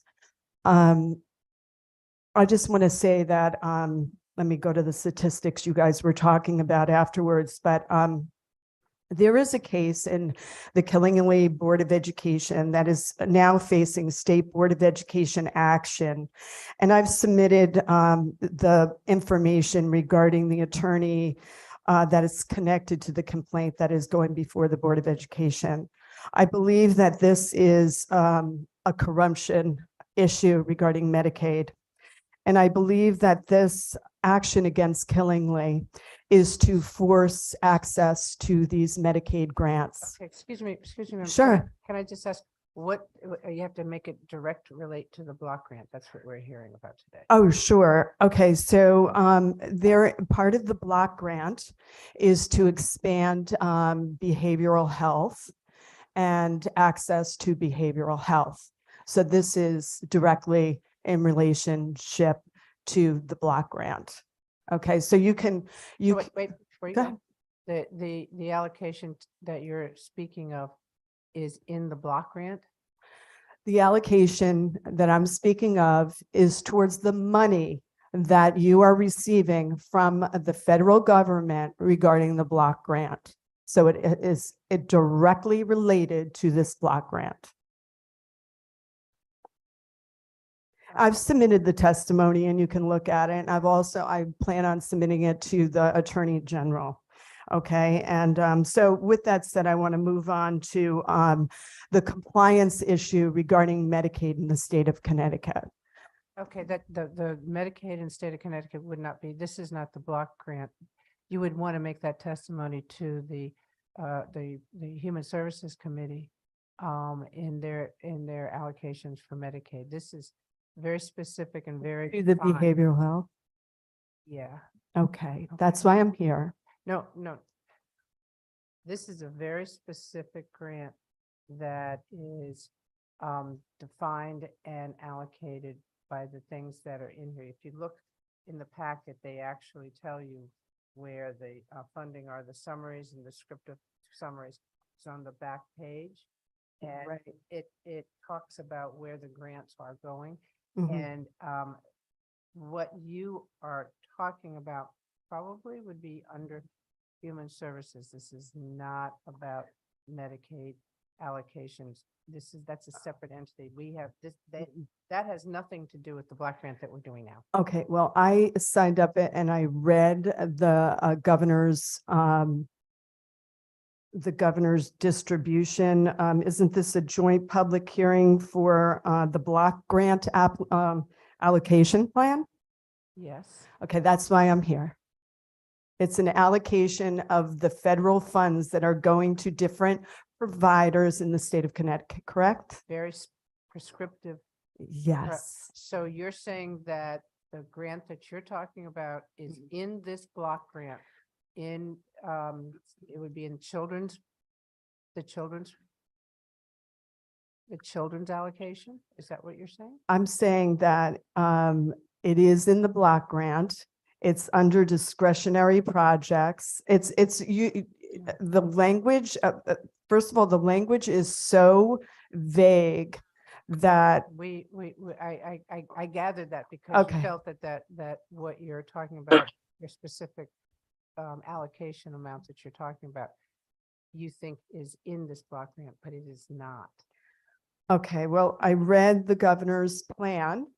Okay, and so let me go to my testimony because I believe that I had an opportunity to testify for 3 minutes. So I just don't want to get sidetracked and lose my time. But that's if you were talking about the block grant that we just sat and listened to the testimonies from the different agencies. It's not just a random come in and I'm not doing anything randomly. Okay, so I kind of take offense to that. Excuse me? I said, I didn't come in here randomly. I take offense to that. I come in here on behalf of the public. I work for the public. I'm not a behavioral health vendor.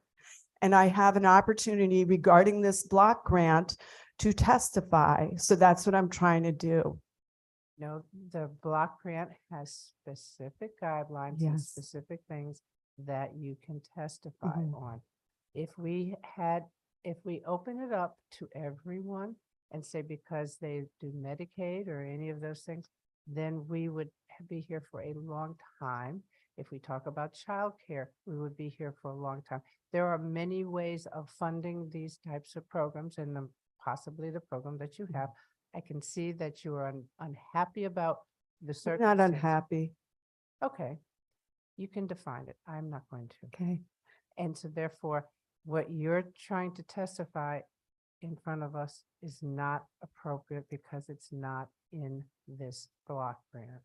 Well, according to this grant, you are allowed to come and publicly testify. There was no limit to how you could testify, number one, in the signing up of it. And it's required by law that you allow the public to testify. Yes, you're absolutely right. And the law, we have ways of doing it, multiple ways. You can send in your testimony. I did. And then you can make sure, and if the material that you had submitted was appropriate for us under the block grant, then you would be contacted and it would be, a discussion would be had, but this is not Contacted by who? by the agency that you are trying to communicate with. That's not how the law is set up regarding this block grant. You're allowed to testify publicly, you're allowed to submit it publicly, and you're allowed to come here publicly. I work on behalf of the public regarding this block grant. I work for the public. I'm a nonprofit organization, and we are here to testify. You were discussing suicide in the block grants. I wanted to specifically focus on the behavioral health vendors that are obtaining these block grants. So I don't know how you could say my testimony isn't relevant or that I'm not welcome here. I didn't say any of that. I just said that the testimony is not appropriate for the blocker. I didn't say that it wasn't welcome. I Mhm. didn't say that I have 3 minutes. If I could just go over my testimony, you could listen to it or not. But the public has the right to hear what I have to say regarding these federal grants that are coming into the state of Connecticut. Yep. Okay, you have 81% of the Excuse me. children that died in Medicaid are in. because you're not listening to me, you're just trying to speak over me, and I'm trying to finish my statement, okay? If we allow anybody to come in and testify at any time in any place on any subject that is connected by one word, then we would not be able to conduct our business. Nobody is blocking you from making testimony in an appropriate manner. Nobody's saying that they do not want to hear your testimony. They're just saying that we are here to talk about the block grants that we have before us. Therefore, what I am asking you to understand is that we can help you connect to where you need to make your testimony, and we will make sure that your testimony is submitted to them. And if anything else needs to happen, we will try and help you do that. We do not block any of the public from making any type of testimony of any kind when it is the appropriate area. We cannot have people doing it at random by connecting one dot, because then it's out of control and it's not what we do. We are also here for the public too, ma'am. We are here to make sure that everybody who is here to talk about this specific thing hears it, okay?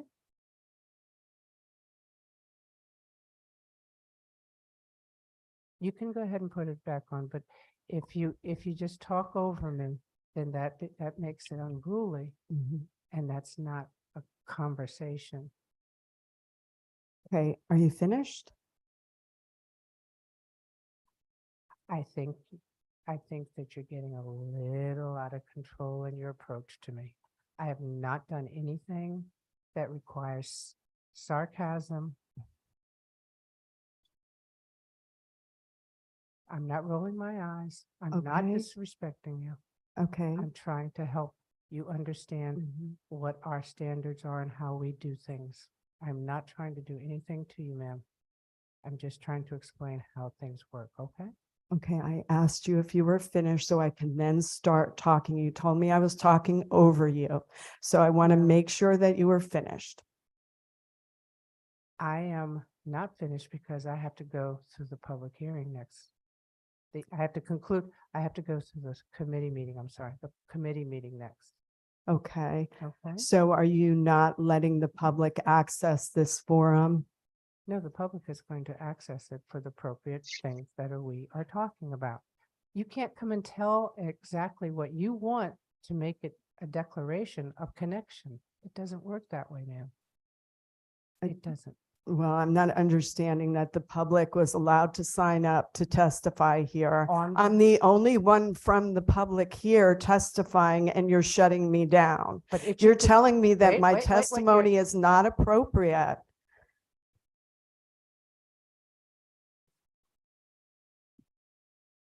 Excuse me. Excuse me, ma'am.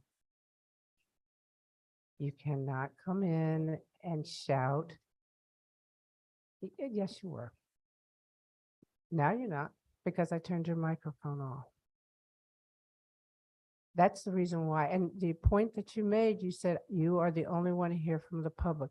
That would give you an indication that maybe this was not the time for you to do it.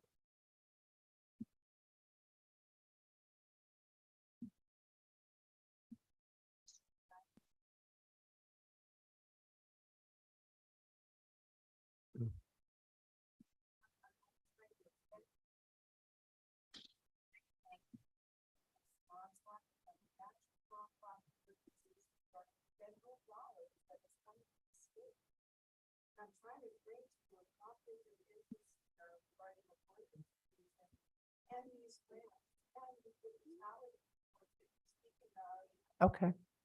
So wait. Turn on your mic again. Let's try it one more time. I want you to restate to me and the members of this committee, what are you here to testify on?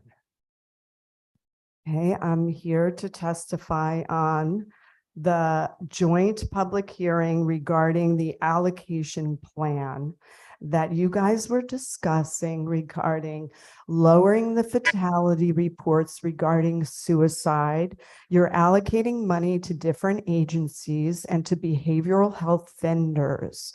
So as the public, I'm trying to come here and I wanted to testify on the fact that there's a federal report that was funded by the U.S. Justice Department that says that the antidepressants and the medications that you're trying to get out to the public are linked to suicide and increased death.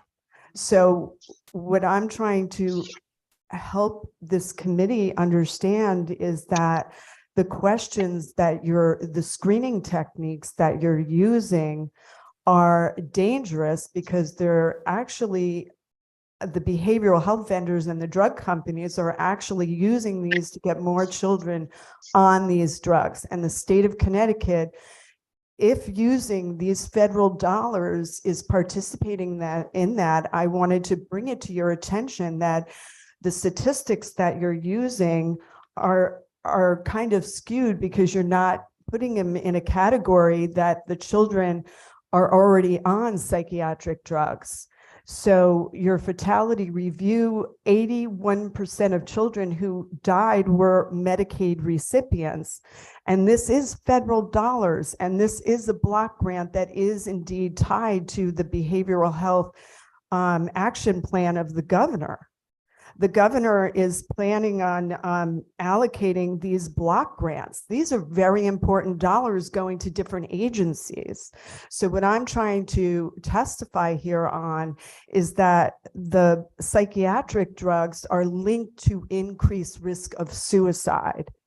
So the important thing here is when you're trying to promote more access through these grants, that we start to look at the children that are already receiving mental health, that already are on these psychiatric drugs. So I'm looking at the 80% of children on Medicaid that are recipients of this block grant. I'm here on their behalf. Thank you. Is that finish your testimony?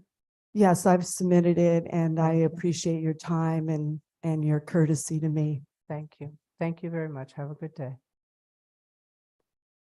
At this point, I will conclude the public hearing testimony that we received on the block grant allocation plans for community mental health services block grants, substance use prevention, treatment, and recovery services, maternal and child health services block grant, preventive health and health services, social services block grant, and the community service block grant. Thank you and have a good day.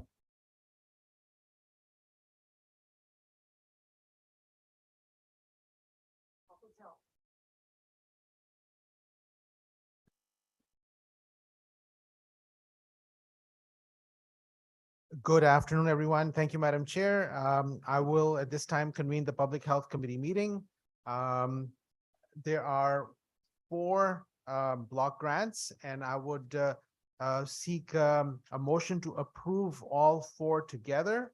If the Public Health Committee members are in agreement, we will entertain the motion to approve the fiscal year 2024 Maternal and Child Health Services Block Grant Allocation Plan, fiscal year 2024 Preventive Health and Health Services Block Grant Allocation Plan, and fiscal year 2024 Substance Abuse Prevention, Treatment and Recovery Services Block Grant Allocation Plan, and fiscal year 2024 Community Mental Health Services Block Grant Allocation Plan.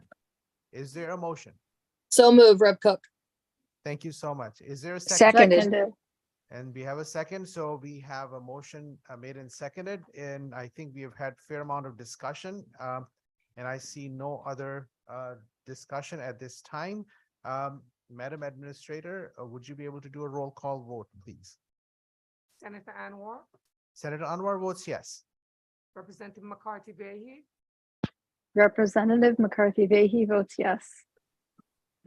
Senator Kushner, Senator Kushner votes yes. Senator Marks, Representative Parker, Senator Summers,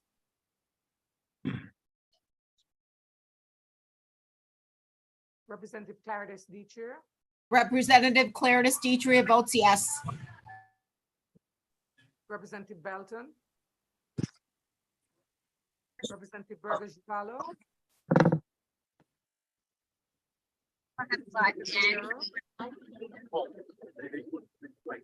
Representative Carpino, Representative Cook, Representative Cook votes yes. Representative Cook, I did not see you on screen, please.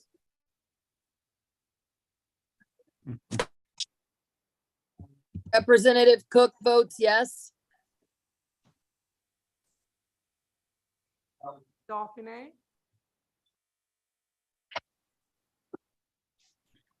Representative DiCaprio, Representative D'Amico, Representative D'Amico votes yes. Representative Denning, Representative Elliott, Representative Foster, Representative Foster votes yes. Representative Django, Representative Gilchrist, Representative Gilchrist votes yes. Senator Gordon, Senator Gordon votes yes. Senator, I did not see you on screen. I'm here. Thank you. Senator Gordon votes yes. Thank you. Representative Cabris DeGraw. Cabris DeGraw votes yes. Thank you. Representative Kidd, Representative Kidd votes yes. Representative Kennedy, Kennedy votes yes. Representative Lenahan, Representative Morrow, Representative Mara votes yes. Representative McCarthy, Representative McCarty votes yes. Representative Palm,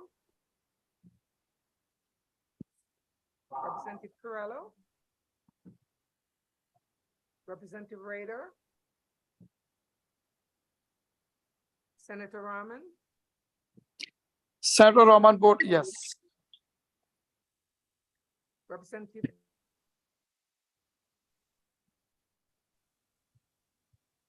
Ryan, Representative Ryan votes yes. Senator Slack, Senator Slapp votes yes. Representative Steinberg,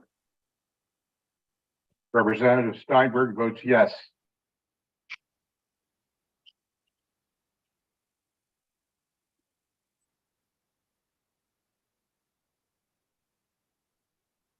Zupkis, Representative Zupkis votes yes. Senator Marks,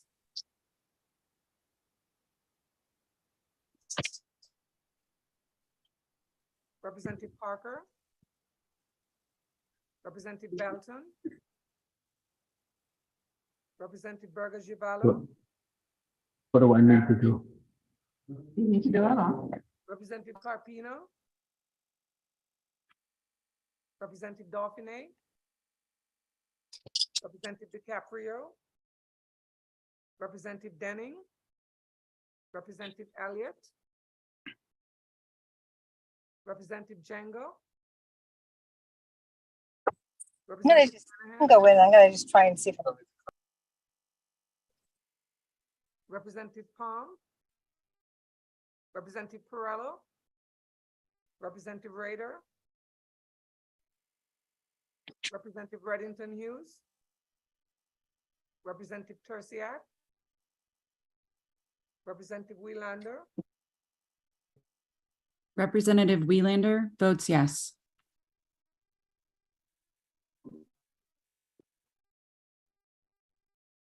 Madam Administrator, I'm having, some people are sending texts, Yeah. they're having technical difficulties for some reason, Yeah. perhaps because of the weather. Mhm.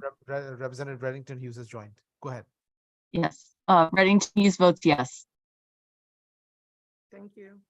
And I think Representative Belton is having difficulty with the camera and the technical issues there too. And Senator Marks was having same challenge. So just wanted to let you know. I know they have not. Senator Marks is here. Oh, good. Go ahead. Senator Marks? Senator Marks votes yes.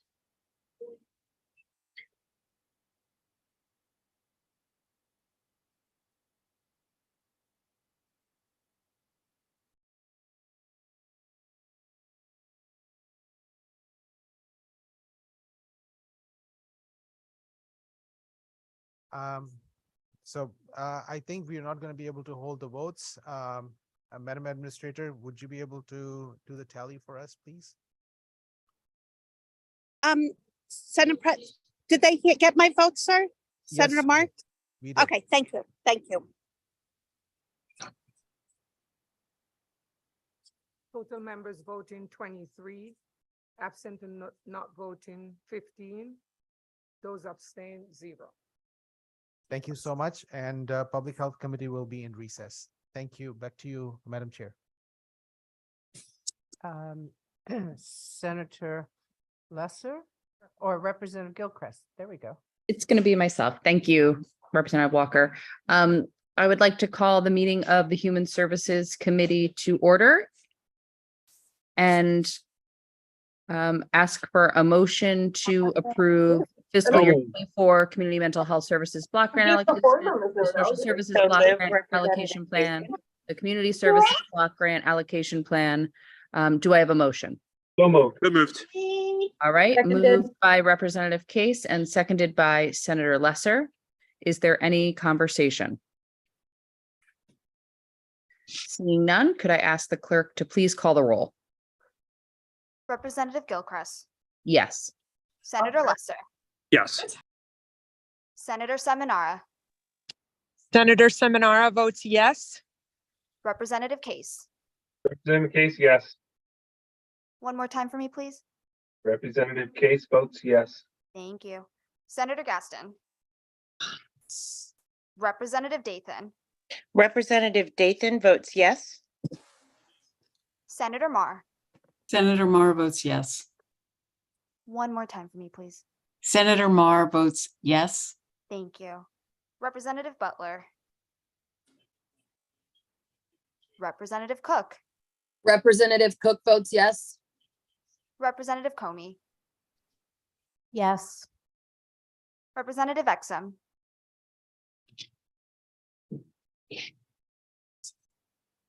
Representative Fortier. Representative Exum votes yes. Thank you. Thank you. Representative Fortier. Representative Hughes. Representative Hughes votes yes. Representative Johnson.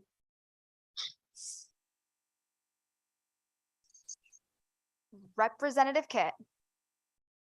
Representative Kit votes yes. Representative Leeper.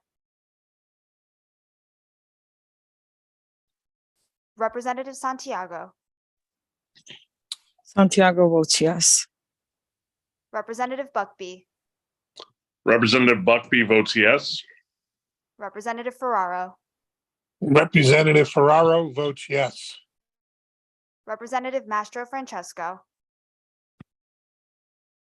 Representative Pizzuto. Representative Pizzuto votes yes. Representative Paletta. Are there any members of the Human Services Committee that have not casted a vote that would like to do so now? Clerk, I don't think you got Representative Johnson's vote because she was on mute. Representative Johnson.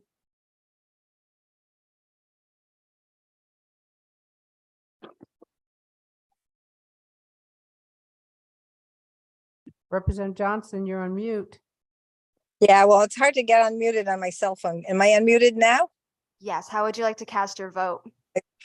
Thank you. I would like to cast my vote in the affirmative, and thank you, Representative Hughes, for noticing that I didn't make a noise. Thank you. Any Sean, other did- members Sean, of the did Human Services Representative Buck, Committee? did Representative Buckby vote? He's texting. Yes, Thank you. thank you.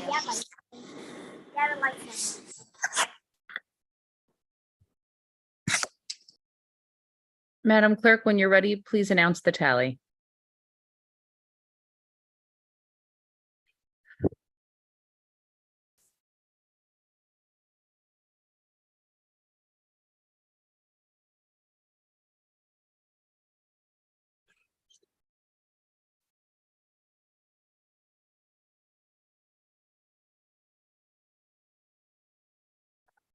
Total voting 16, those voting yea 16, those voting nay 0, those abstaining 0, those absent not voting 6. Thank you, Madam Chair. Thank you, Madam Clerk. The Human Services Committee is in recess. Thank you. I'd like to call the Appropriations Committee to whatever. I'd like to convene the Appropriations Committee and ask for a motion and second to approve the FY 24 Maternal and Child Health Services Block Grant. Wait a minute, let me finish them all.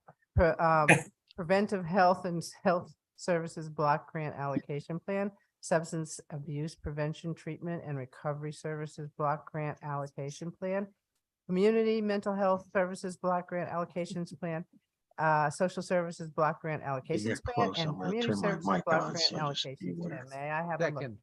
So moved. It's been moved and seconded. Are there any discussion? If not, Madam Administrator, please call the roll. Well, I'm sorry. Madam Administrator is going to ask for a momentary timeout. Uh-oh. So if he's listening, I can get Senator McCrory in. Uh-oh. Well, hold on. We, I know. What can I do? I'm a one-man band. So I'm trying to send him a link too. Well, I'm going to send, so tell him to stay tuned. If I can, because we're too far into this right now, actually, so I don't know if that's possible. So yes, Senator Austin, if you can share your link, that may be the better way to go right now. Zoom may not let me at this juncture send it to him. I swear to God, I'm gonna. Thank you. All right, Madam Chair, I'm ready to call the roll. okay, Madam. Go right ahead, Madam. Golly Moses, I don't know if it's the weather or what. Senator Austin. Senator Austin votes in the affirmative on all 6 block grants. Representative Walker. She had to get in that. Yes. Well, I appreciate it, Madam Chair. Senator Hartley. Senator Hartley. Oh, boy. Senator Hartley, I can't see you, dear. Or really hear you well.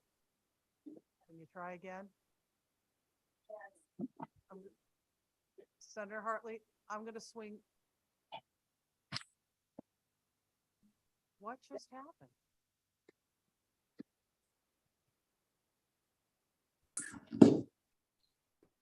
There she is. Don't touch. Madam Clerk, Well, the administrator actually, but she's here. Madam Administrator, my apologies. Senator Hartley, I don't know if you, I was recorded in the affirmative. Thank you, ma'am. Thank you. Representative Exum. Representative Exum votes yes. Thank you. Representative Paris. Representative Paris votes yes. Senator Berthel. Representative Nuccio. Representative Nuccio votes yes. Senator Anwar. Senator Anwar votes yes. Representative Baker. Representative Baker votes yes. Representative Belinsky. Representative Belinsky votes in the affirmative on the same 6 block grants that Senator Austin did.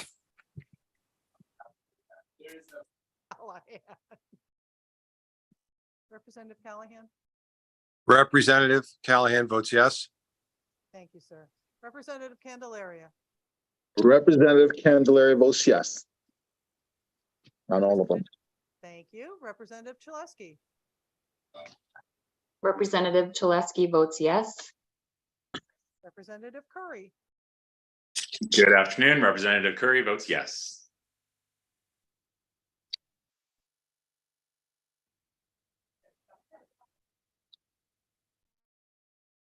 Representative Dathan. Representative Dathan votes yes. Thank you, ma'am. Representative DiCaprio. Representative Delaney. Representative Delaney votes yes.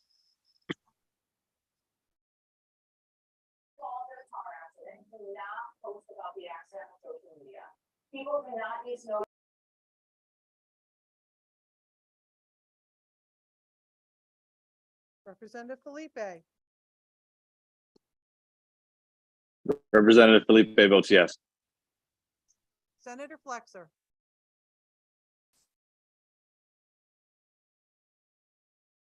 Representative Fonsello. Representative Fonsello votes yes. Representative Garabay. Representative Garabay votes yes. Representative Gibson. Representative Gibson votes yes. Representative Gilchrist. Representative Gilchrist votes yes. Senator Gordon. Senator Gordon votes yes. Get away. Apparently not. Ooh. All right. I know where I stand. Representative Gonzalez. Representative Haddad. Haddad votes yes. Who? Representative Haddad votes yes. Oh, hello there. I can see you now. All right. Representative Hall. Representative Harrison. Representative Harrison votes yes. Representative Hoxa. Representative Hoxa votes yes. Representative Johnson. Representative Johnson votes yes. Can you hear me? Yes, ma'am. Gotcha. Okay, thank you. Representative Khan. Representative Khanna votes yes. Representative Kennedy. Kennedy votes yes, and you're a patient woman, Madam Administrator. Thank you, ma'am. Senator Kushner.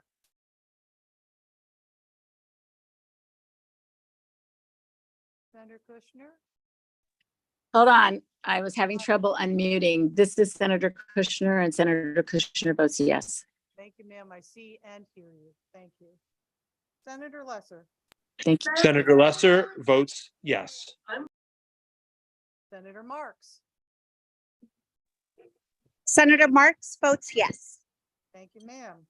Representative McCarty. Representative McCarty votes yes. Senator McCrory. Senator McCrory is a yes. Thank you, sir. Lovely to see you. Representative Nolan. Nolan in the affirmative. Representative Porter. Representative Porter votes in the affirmative, Madam Thank you. Administrator. Representative Osborne. Representative Reyes. Representative Reyes in the affirmative. Thank you, sir. Thank you. Representative Rosario. Representative Rosario also in the affirmative. Bertigliano. Rep. Bertigliano votes yes. Thank you. Representative Ryan. Representative Ryan votes yes. Thank you. Representative Sanchez. Rep. Sanchez votes yes. Clap. Senator Slapp votes yes. Thank you. Representative Sims. Representative Sims votes in the affirmative. Thank you, sir. Senator Summers.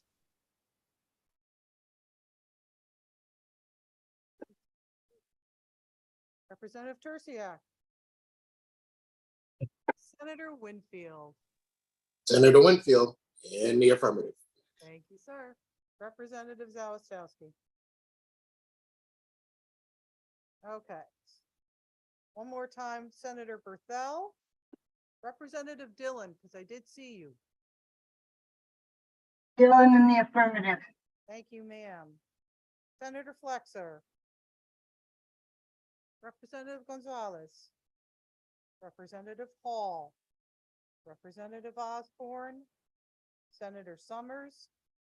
Representative Tursiak, Representative Zawistowski.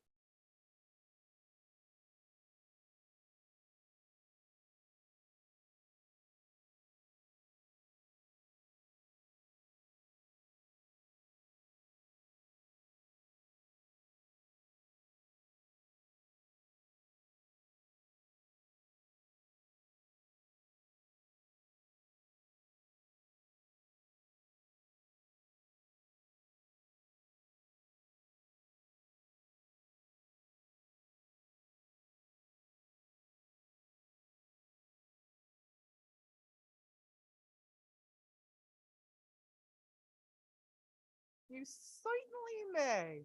Total number voting 44, those voting yea 44, those voting nay 0, those abstaining 0, those absent not voting 9. May I have a motion to adjourn? So move. Second, oh, okay, Probst is adjourned.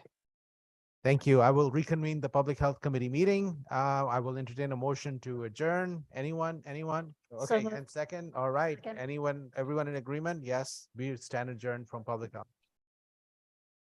I'd like to reconvene the meeting of the Human Services Committee. Do I have a motion to adjourn? So moved. Moved by Rep. Cook, seconded by Senator Lesser. Thank you all. Human Services has adjourned.